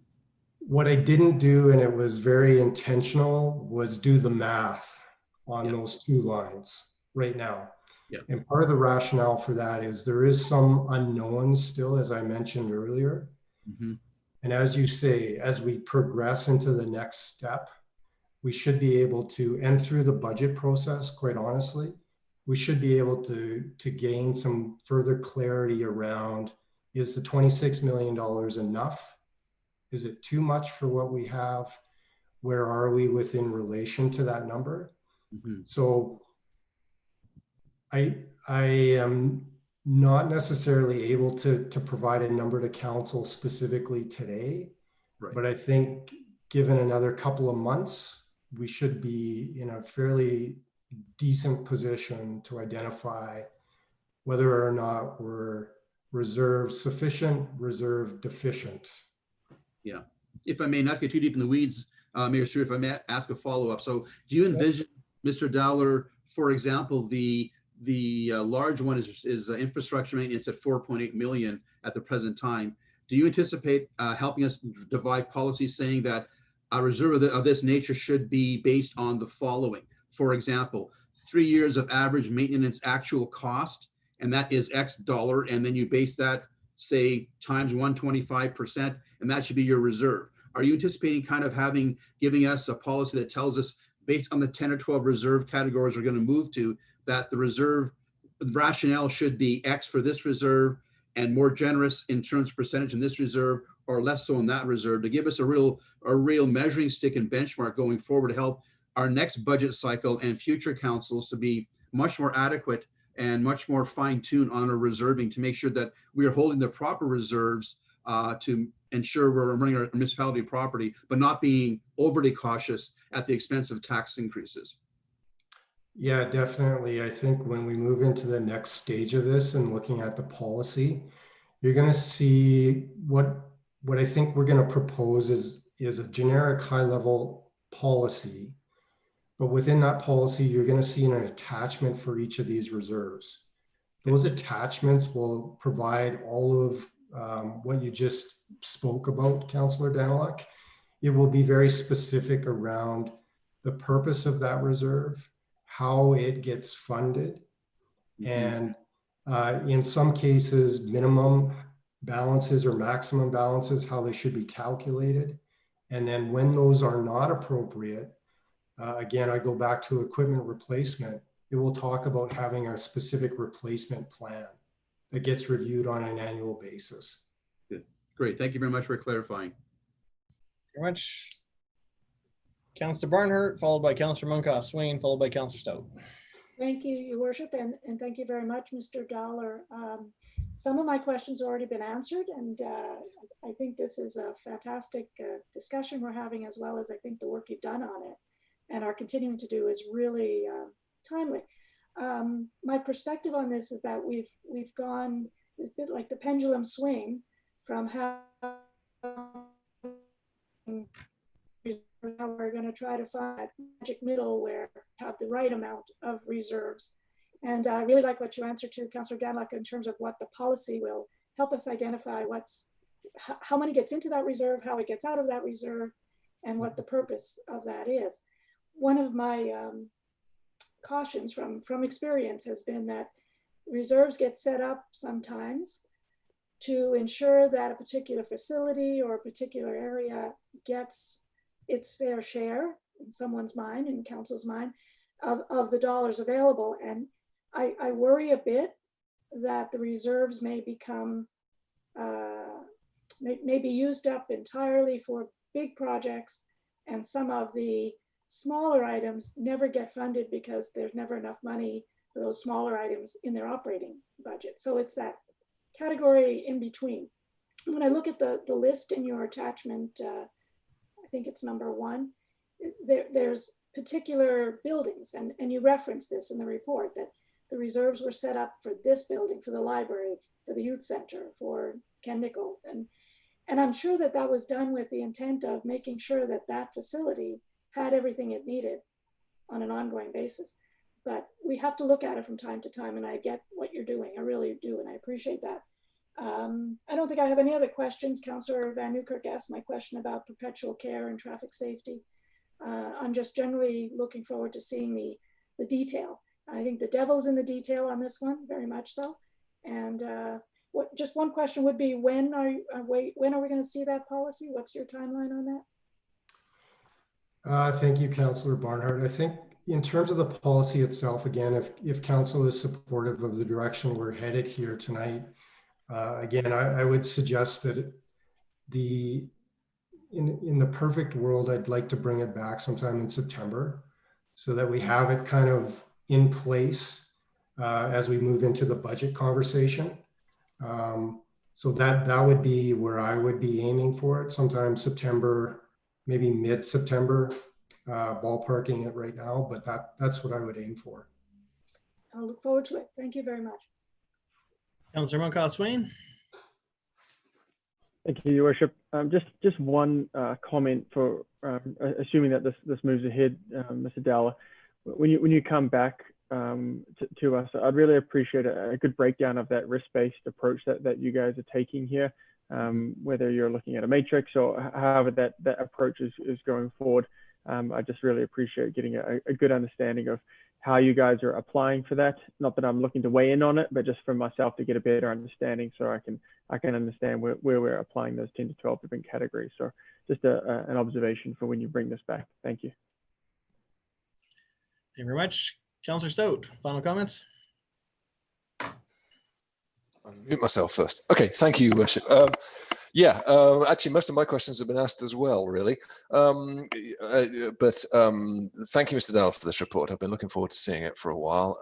I think there's some terrific stuff in there.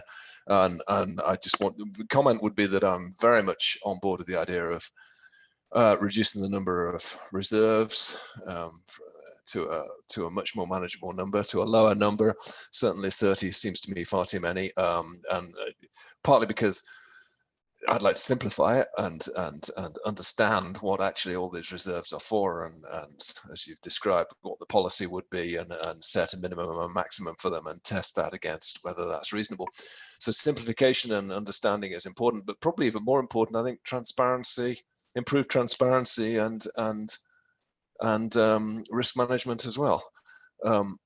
I was, and as part of that, I'm looking at Appendix 2. I'm still trying to do the calculations to add things or subtract things from one another and come up with an answer to the questions that have already been asked, which is, are we holding too much in reserves? And if we are, what, by how much? What's the amount that's and what would be reasonable? So one quick question. I've heard a number of people refer to maximum and minimum amounts. I can only actually see one in the operating budget. Am I missing something? The only other one right now, Councillor Stout, is in the utility budget, the utility reserve. And the utility reserve is a little bit of a unique one because it is a combination of operating as well as capital. So the balance there, and it's really just a minimum balance that was set. It didn't have a maximum because of this uniqueness. But again, it is a minimum balance calculated for the operating risk. And then the balance associated with the capital risk is more of a high level estimate right now, again, until we get some more information on the CCTV or from the CTV report. So that's the only other one that has at least a minimum balance as we stand today. Whether or not it actually ends up with a maximum balance is something that we'll look at over the next few weeks. So that's the TBD one and the attachment to. Okay, thank you. So, yeah. So there are just so capital reserves. We're not really setting a maximum or a minimum. We're just doing what you described earlier, which is specifically breaking down what the reserves would need to be for specific capital purposes. Yeah, the capital reserves, you're going to see more of those reserves are orientated towards plans. So very specific again, equipment technology replacement plans where you have an asset inventory, an estimated life, estimated replacement value, then it just becomes simple math in terms of what we would need in the reserve to cover our replacements for the next 10 years. Right, because you wouldn't go out and buy a new car without having a budget or a plan to pay for it as a householder, right? Yeah. And so I guess that's the same philosophy there. Oh, just one other quick question. I'm lost. What's the significance of the bullet loan? I was trying to figure out what that was. Sorry, the bullets below. Bullet. There's a line item, bullet loan. Oh, on page. Sorry, that is the repayment that we had at the start of the year for the land. So it was a significant amount that, rather than talking about just $32 million of reserves, I just wanted to make sure that everybody was aware that the 32 million has already been reduced by 4.5 for repayment of that loan. Okay, thank you. So that will be an ongoing repayment then? No, it's now just the one-time payment and we're done on that specific loan. So you're not going to see that again in future years. Okay, thank you. Okay, I see Councillor Van Newkirk's hand pop back up again. So we've been around this once pretty extensively. I'll give you one more question and then we're going to call the question. Councillor Van Newkirk.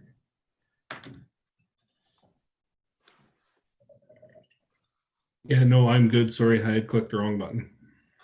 Oh, no worries. I just wanted to make sure if you wanted to speak, you got your shot.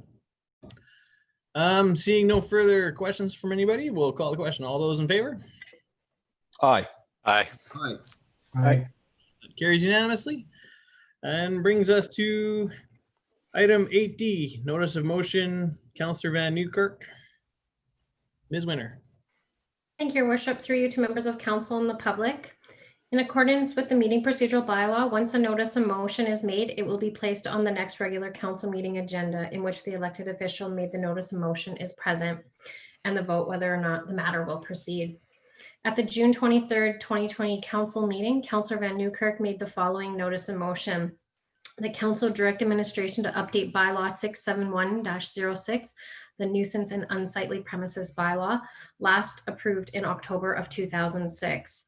Administration is looking for direction this evening on how council wishes to proceed. Thank you. Thank you very much, Ms. Winter. Councillor Van Newkirk, the floor is yours. Yeah, you bet. Thank you. I brought forward the notice of motion this evening, as Ms. Winter said, that council direct administration to update bylaw 671-06, the nuisance and unsightly premises bylaw last approved in October 2006. Hoping that my fellow councillors will see the benefits to both residents enforcement of updating this bylaw. My goal here is to have the bylaw updated to reflect and better describe the issues and conditions that property owners, their neighbors, and consequently bylaw officers are faced with in Beaumont. Right now, the bylaw simply states that no person being the owner, agent, or lessee or occupier of any premises within Beaumont shall permit things to be a nuisance, untidy, or unsightly. And those three words are left up to different judgments of all the different parties. A few key points that I'd like to bring up include the fact that the bylaw was last approved in 2006. So it has been quite some time since it's been updated. The current bylaw leaves all situations open to interpretation of both residents and municipal enforcement, as in what comprises being a nuisance, untidy, or unsightly property. When administration completes a regional scan to complete this update, should council support, they will find an increased level of detail in many of the examples. Looking at a version of this bylaw in Lacombe, they specifically speak about noxious weeds, grass heights, dead plants, brush piles, accumulations of dirt, stone, dilapidated vehicles, tires, vehicle parts, concrete, furniture, pits and ponds, etc. All of these items and whether or not they belong or not right now, at the opinion of a resident or a property owner as they make a complaint into bylaw, then become the discretion of the bylaw officer. I hope the council will support this notice of motion to update bylaw 671-06 for those reasons. Thank you. Thank you very much. Just before we let council weigh in on the motion, CAO, I got a quick question for you. Is this type of work being done in the community standards bylaw that's currently coming back to us in the fall? Would this be a duplication or would this be different? Well, this bylaw definitely needs to be updated, whether it gets folded into the community, into the other standards bylaw or not, remains to be seen, but certainly it's out of date and we realize that. Okay, so I'll let other members of council weigh in, but from my own perspective, if it's not going to be in the community standards bylaw, then it should be updated. And I would support Councillor Van Newkirk. Councillor Munkoff-Swain. Yeah, thanks, Your Worship, and thank you, Councillor Van Newkirk, for bringing this forward. Certainly an issue that I think is well overdue to take some of that subjectivity out of it. I wondered if you'd consider just a friendly amendment, just to put a time frame around this. Just want to make sure that we, as council, we have the expectations and give administration the direction that that they're looking for as well. So I'll leave it maybe up to you to try and determine when that would be appropriate. But I prefer to have these motions with that time frame attached to it. So I'll leave that to you, Councillor Van Newkirk, as this is your motion. Yeah, you bet. Thank you. Yeah, I think that's a good suggestion.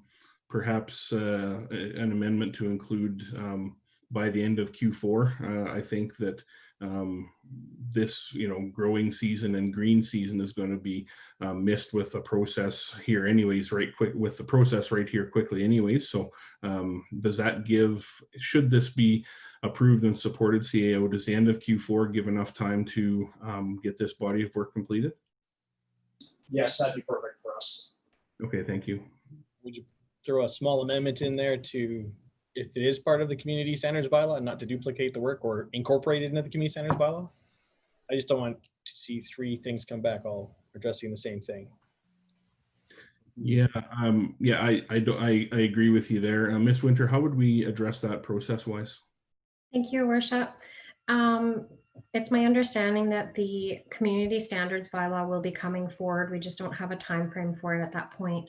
What would happen with that is we would take everything that we've incorporated, if we're going to be putting this in the community standards bylaw, and we would repeal this bylaw, incorporating the changes that we made and putting it into the community standards bylaw. CO Schwartz can definitely confirm that, but that's my understanding. Yeah, exactly. By the end of the year, we will have an updated bylaw, whether it's called a community standards bylaw or the current name of the nuisance bylaw. We'll sort it out. But those topics will be the point of those bylaws. Okay, so council, as long as everybody's clear on the intent, it's one or the other, not both. Yeah. Okay. Councilor Barnhart. Thank you, Your Worship, and thank you, Councillor Van Newkirk, because I would definitely support it if it's part of the same bylaw or process to get to that bylaw. If it doesn't fit, then of course don't put it there.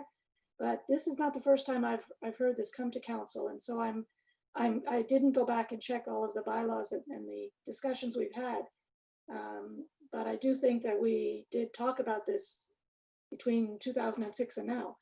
So I do believe that was what was intended, that it would be part of that community standards bylaw. That's the best of my recollection. So I want to throw out the work that's already been done. I just want to make sure it gets done. So I will support this motion.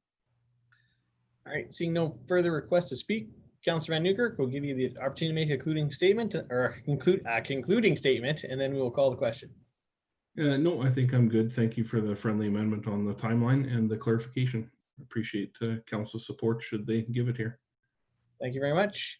So all those in favor, raise your hands and say aye. Aye. Aye. Aye. And that carries unanimously.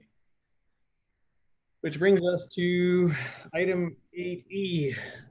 Notice of motion from Councillor Munkoff-Swain, conversion therapy practices. Ms. Winter. Thank you, Your Worship, through you to members of council and the public.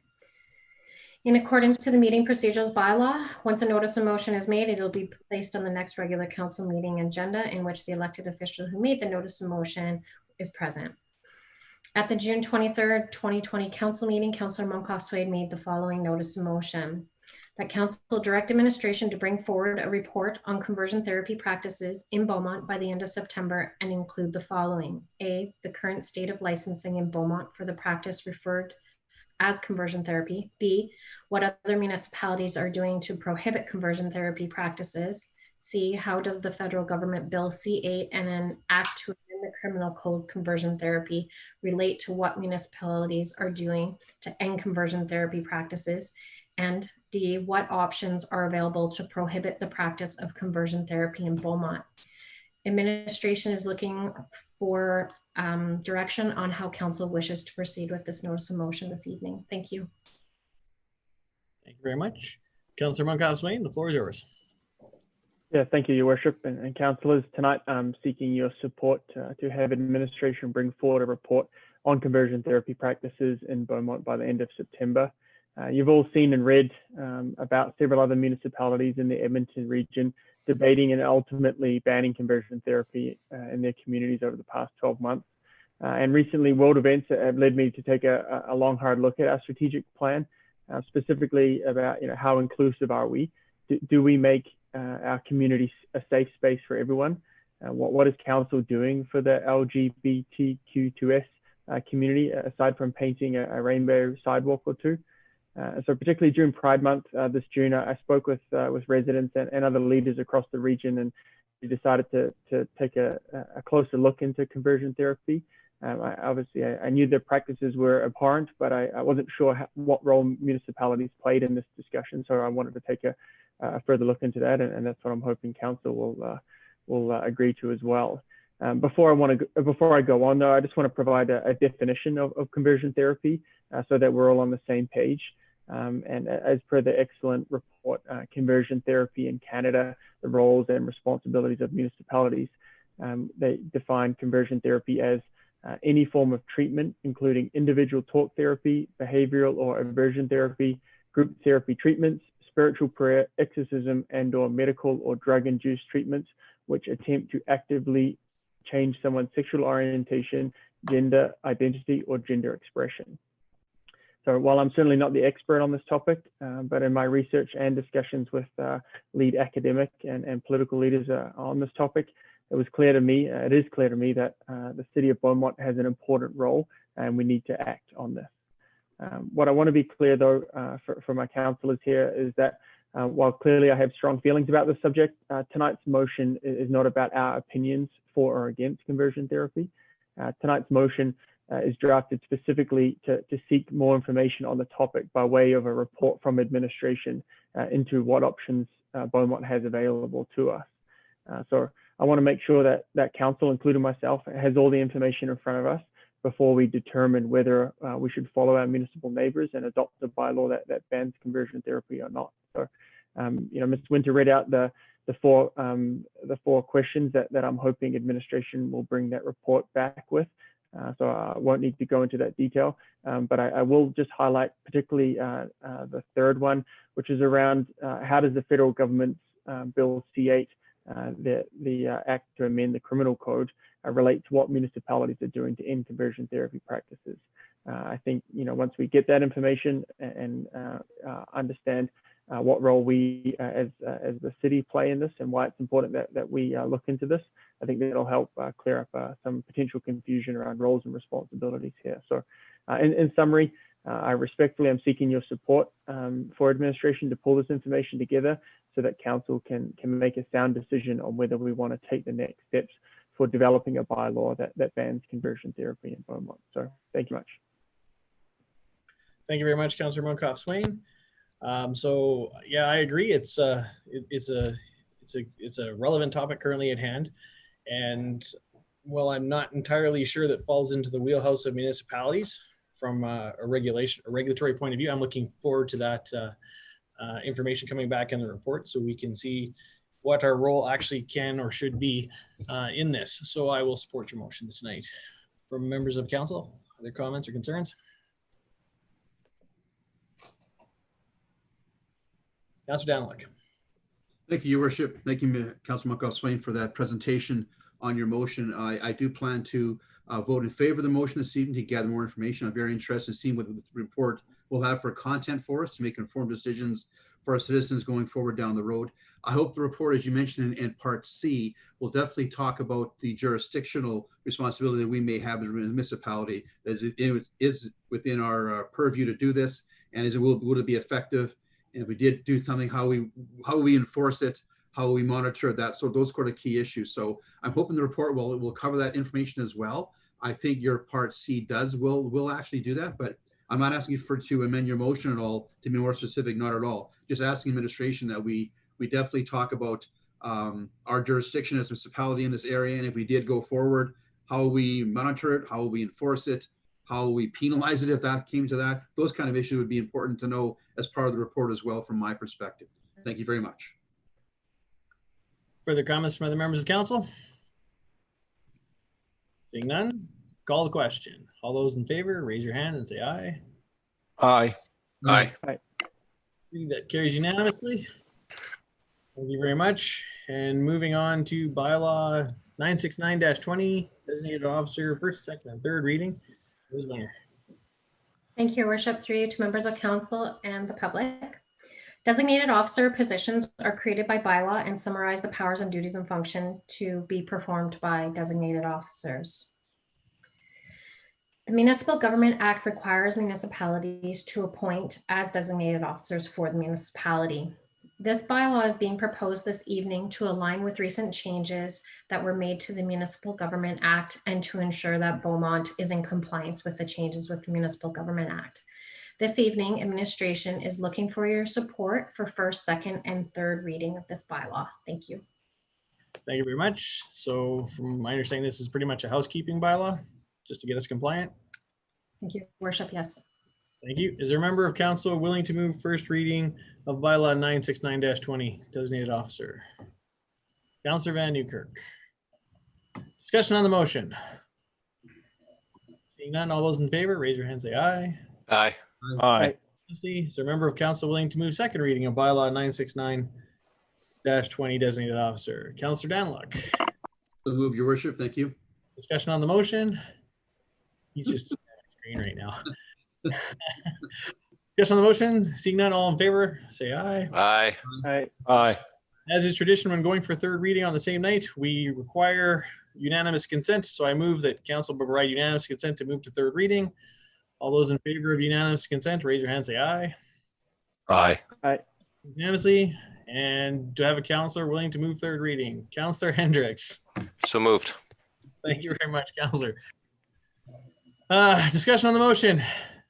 Seeing none, all those in favor, raise your hand, say aye. Aye. Aye. Aye. Thank you very much. Brings us to councillor inquiries and reports. Is there a member of council wishing to make a statement or draw something to our attention this evening? No. Councillor Stout? This is the inquiries section, right? Yeah, so you can ask a question or you can make a statement. Right now we're into questions of admin. Yes. Yes, please. I'd like to make a question of admin. I noticed that on 50 Avenue that the construction work is already taking place in the general region of the, let me get the school name right this time, Bellevue School, as we've budgeted and approved already. I'm also aware that there are a number of businesses to the south of 50 Avenue there, which would suffer adverse effects if the intersection of 50th Avenue and 51st Street were closed for any duration to facilitate roadworks or whatever. Because that would basically prevent vehicle traffic access from the south, gaining access to those properties without having to turn around and go back down south again. So the question is, what can we do? What are we doing? What will we do to mitigate or alleviate that adverse outcome of a closure? Yes. Through the mayor to Councillor Stout, I'm going to defer this question to Mr. Mackin because his folks have been in contact with those businesses. Rob, are you with us here? Yes, I am. I just can't turn on my video at the moment, so my apologies. So thank you for your question, Councillor Stout. So this year with the construction period that's for the current project, we did reach out and talk to a number of the businesses in advance, and they were all communicated to. As you've seen this year, we've been fortunate. We have not had to close any lanes of traffic. Next year, or when the second phase of the project does go ahead, where there will be the potential lane closure, we do understand there will be impacts. And I know that the Chamber of Commerce has also reached out in regards to this concern. I have spoken to a few of the businesses, and we've ensured them before any final plans are made, we will work with them in advance to figure out what we can do to ensure that they still have access to their customers, their staff, their operations. But at this time, we don't have the final solution or direction, but we are engaging with them on a regular basis where any final plan is made. Okay, thank you. So the mitigation is to make a plan to mitigate it as it becomes necessary in the next construction year. Yes. Okay, thank you. Appreciate that. I think it's really important, though. There's a couple of businesses right there that I use myself, and yeah, it's if I'm driving up the hill, which is actually the natural route from where I live, then you can't make a left turn, and if I then turn into 50 Avenue and I can't make a left turn there, I can see how that's going to kill business in no time at all. Certainly. So we definitely need to take strong. We need to take mitigating action here, and it needs to be effective. Thank you. Thank you very much, Councillor Hendricks. Your Worship, my question is regarding the overland drainage issue at 243 and 625, just to see if we've made any strides moving forward with communications with the landowner, Premier RV, or any other comments that would be helpful in providing them with some comfort that things are moving forward. Dale? Yes, thank you, Mayor Stewart, through you to Councillor Hendricks. Again, well, I know Kendra's staff have reached out to the landowner. Kendra, can you provide us with an update? Yeah, I can. Thank you through your worship through to Councillor Hendricks. To clarify that, yes, we have been in touch with the owner of Premier RV to discuss their concerns, get an understanding about what's going on. We've compiled the information and it will be coming to the next council meeting that we have. And we have reached out to the property owners to make them aware of that this will be coming for council's decision. So we haven't provided them with anything firm on how that will be resolved because that's council's decision at this point. But we will reach out to them after that does take place. So the communications with them have been within the last week or so. Is that correct? Okay, thank you. Thank you. Great. Just talked to them on Friday. Good news. Thank you. Councillor Barnhart, followed by Councillor Van Newkirk. Sorry, I didn't have my unmute on. To the CAO, just a comment and a question follow-up on something previously around the pickleball court. I was just wondering if you have an update on how we dealt with the porta potty issue in that area. I know that certainly. What happened is the company that we contracted to put those porta potties out wasn't given a specific location. So they went, and of course, there's been some renovations in that area. A patio put in place where it was placed last year. So the company just took it upon themselves to set it beside the entrance, which was a horrible location. So we removed it. We just asked them to remove it, and now we're looking for an alternative site. What infrastructure has done is we will have all the locations of these and many other amenities mapped out on our GIS, so we'll be able to know exactly where things are going and where they're at any point in time. So it's just an improvement to our system. So where that's going, I'm not entirely certain just yet. Thank you for taking quick action on that. And I know the coordinator of the pickleball volunteers was very, very happy, and she reached out to you herself and appreciated you. I'll pass that along to the staff. Thank you. Very much. Where was I? Councillor Van Newkirk.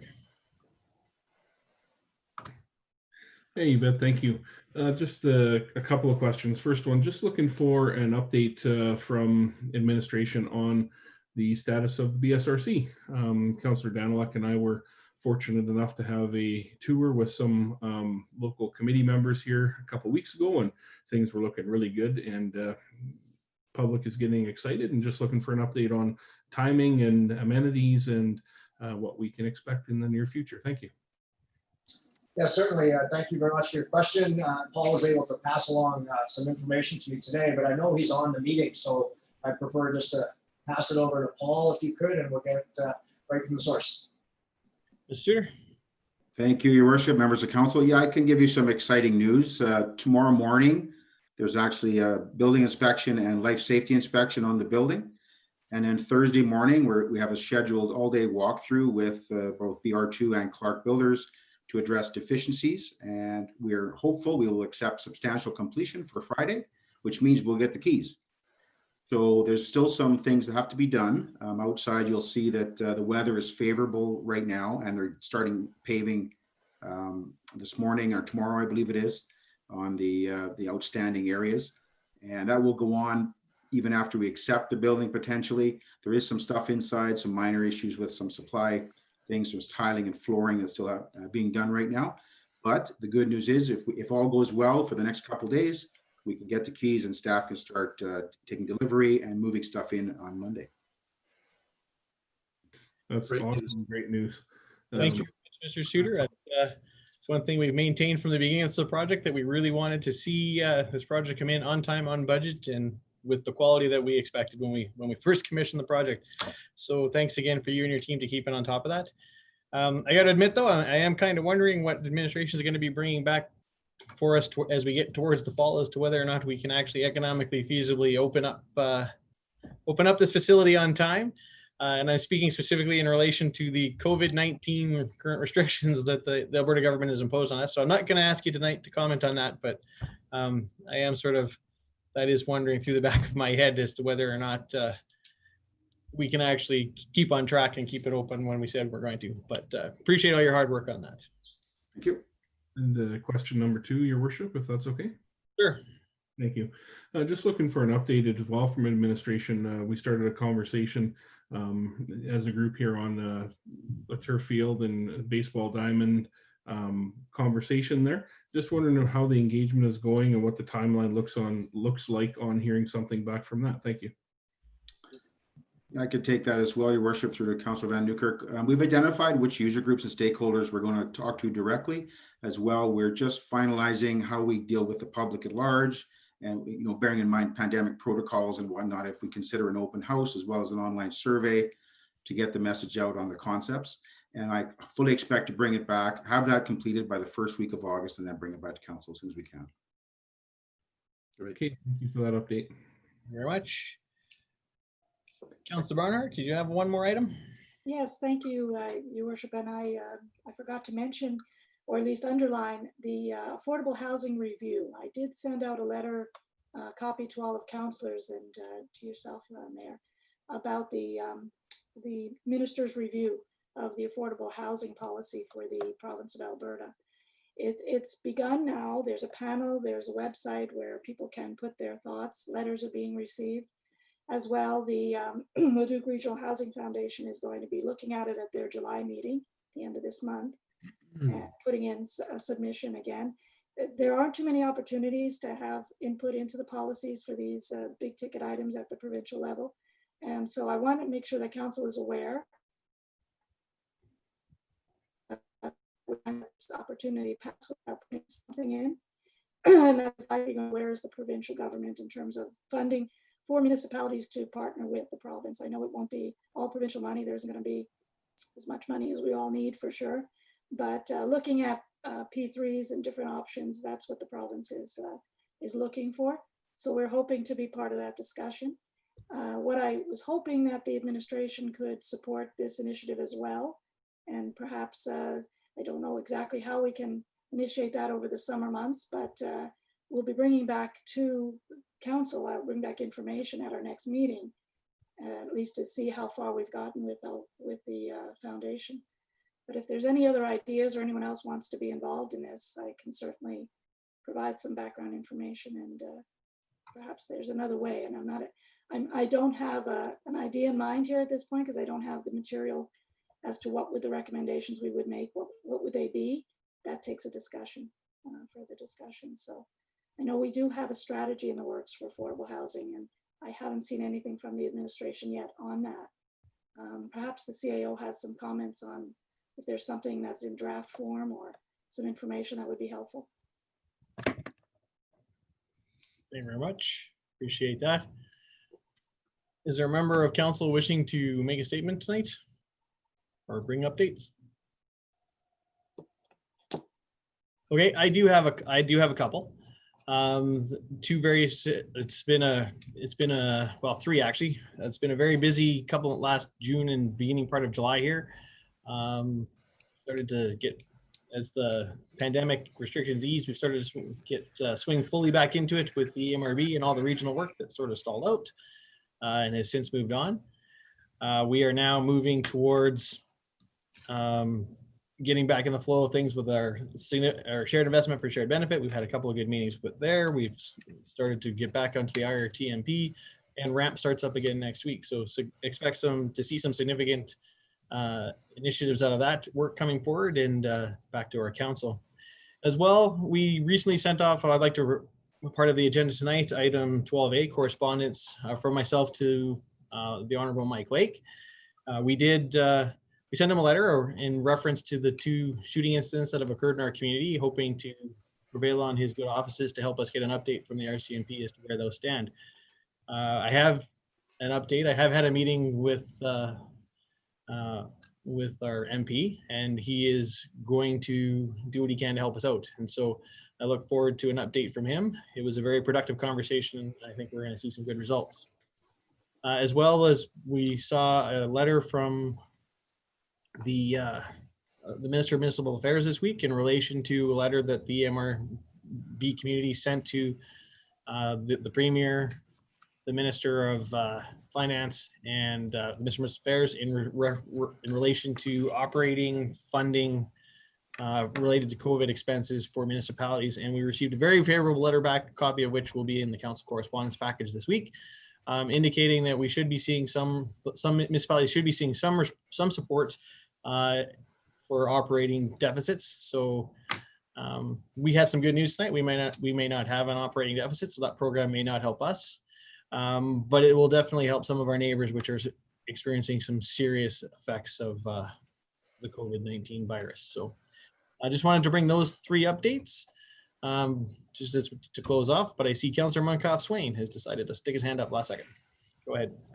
Yeah, thank you, Worship, and sorry for missing your cue earlier. I just wanted to provide a bit of an update regarding the discussion around racism in our community. That since the murder of George Floyd, I think Mia, thank you for your comments on your video regarding that issue, and I especially just wanted to thank the residents of Beaumont who reached out to myself and other members of council to provide their feedback on ways that we can improve our city with that in mind. So I've got a good running list of ideas and conversations going that I look forward to finding a way to bring that back to council at some point to figure out how we have that conversation. I think it's more than a notice of motion process. I'd like to have a chat with the administration about how we kind of that open dialogue discussion to talk about all the ideas and concepts and thoughts that residents as well as us have been thinking about to move forward with our city. So just wanted to flag that while potentially some of the media has slowed down around that issue, it's certainly not forgotten with council, and that's something that we're looking forward to making some progress on as we move forward towards the fall here. So I just wanted to add that. Thank you, Your Worship. Thank you very much. Which brings us to item 11, CAO's update. Yes, thank you very much, Mayor Stewart and the rest of council. Just a couple items here. I'll be brief. I know we've still got a couple in-camera items. One of the things that we've been working on throughout the year is, of course, well, for a number of years, our asset management system and our work tracking systems. We've really focused a lot of efforts on those this year. And what it inevitably is doing is uncovering some deficiencies and in this case, a non-conformance with some of the traffic standards. So we are, as for bylaw 83414, section 11.2, we need to adhere, I'm talking specifically about playground zones. What we've identified is 3 specific areas that require that need to be designated as playground zones and the proper signage put up. So we're going to do that. One of them is Montrose Park by 66th Street. The other is the corner park at 56A Street and 55th Avenue. And the last one is Rosemont Park, which is Rosemont Boulevard. So they're going to be designated as playground zones, and we'll put up the appropriate signage. We will do some advertising. Signage, as my experience, is very sensitive to a lot of people. So we're going to begin advertising next week in the paper and on social media that these will be designated as playground zones. And then we'll put up signage that says the signals are about to change, and then eventually the permanent signage. So I wanted to give council a heads up on that. Like I said, we will communicate as best we can through our different mediums beginning next week.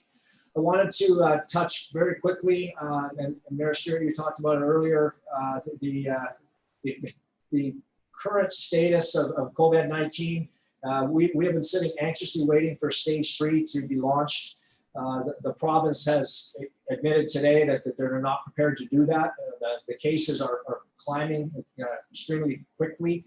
There was over 200 cases between Friday and Sunday in Alberta. We had 86 cases in the last 24 hours. Beaumont has a new case. We had 1 recovered, so we're sitting at 1 active and 9 recovered.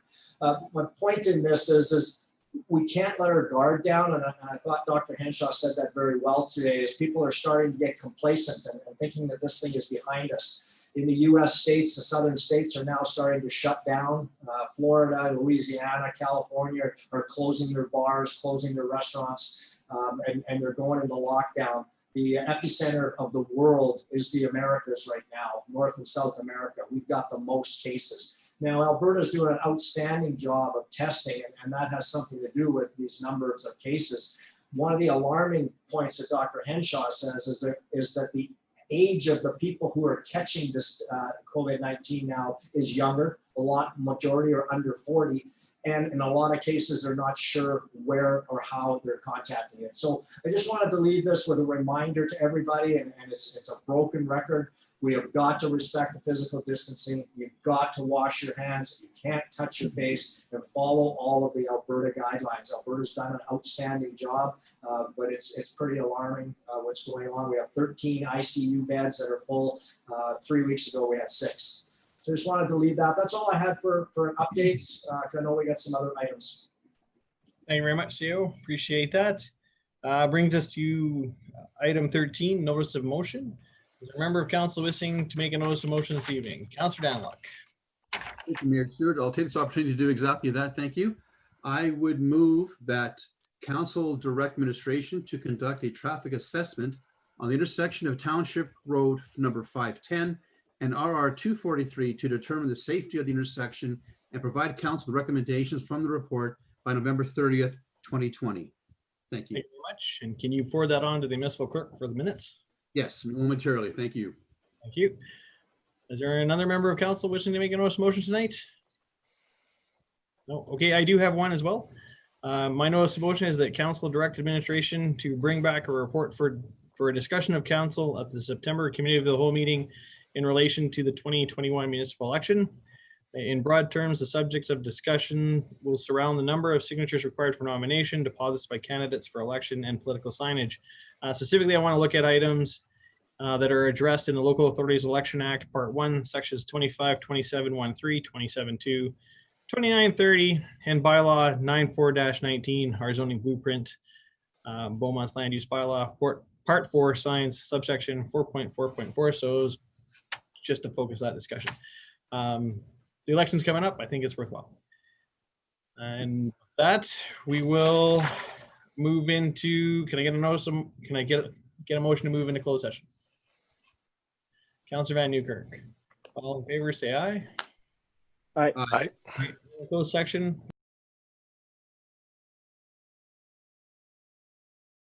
So welcome back to the public.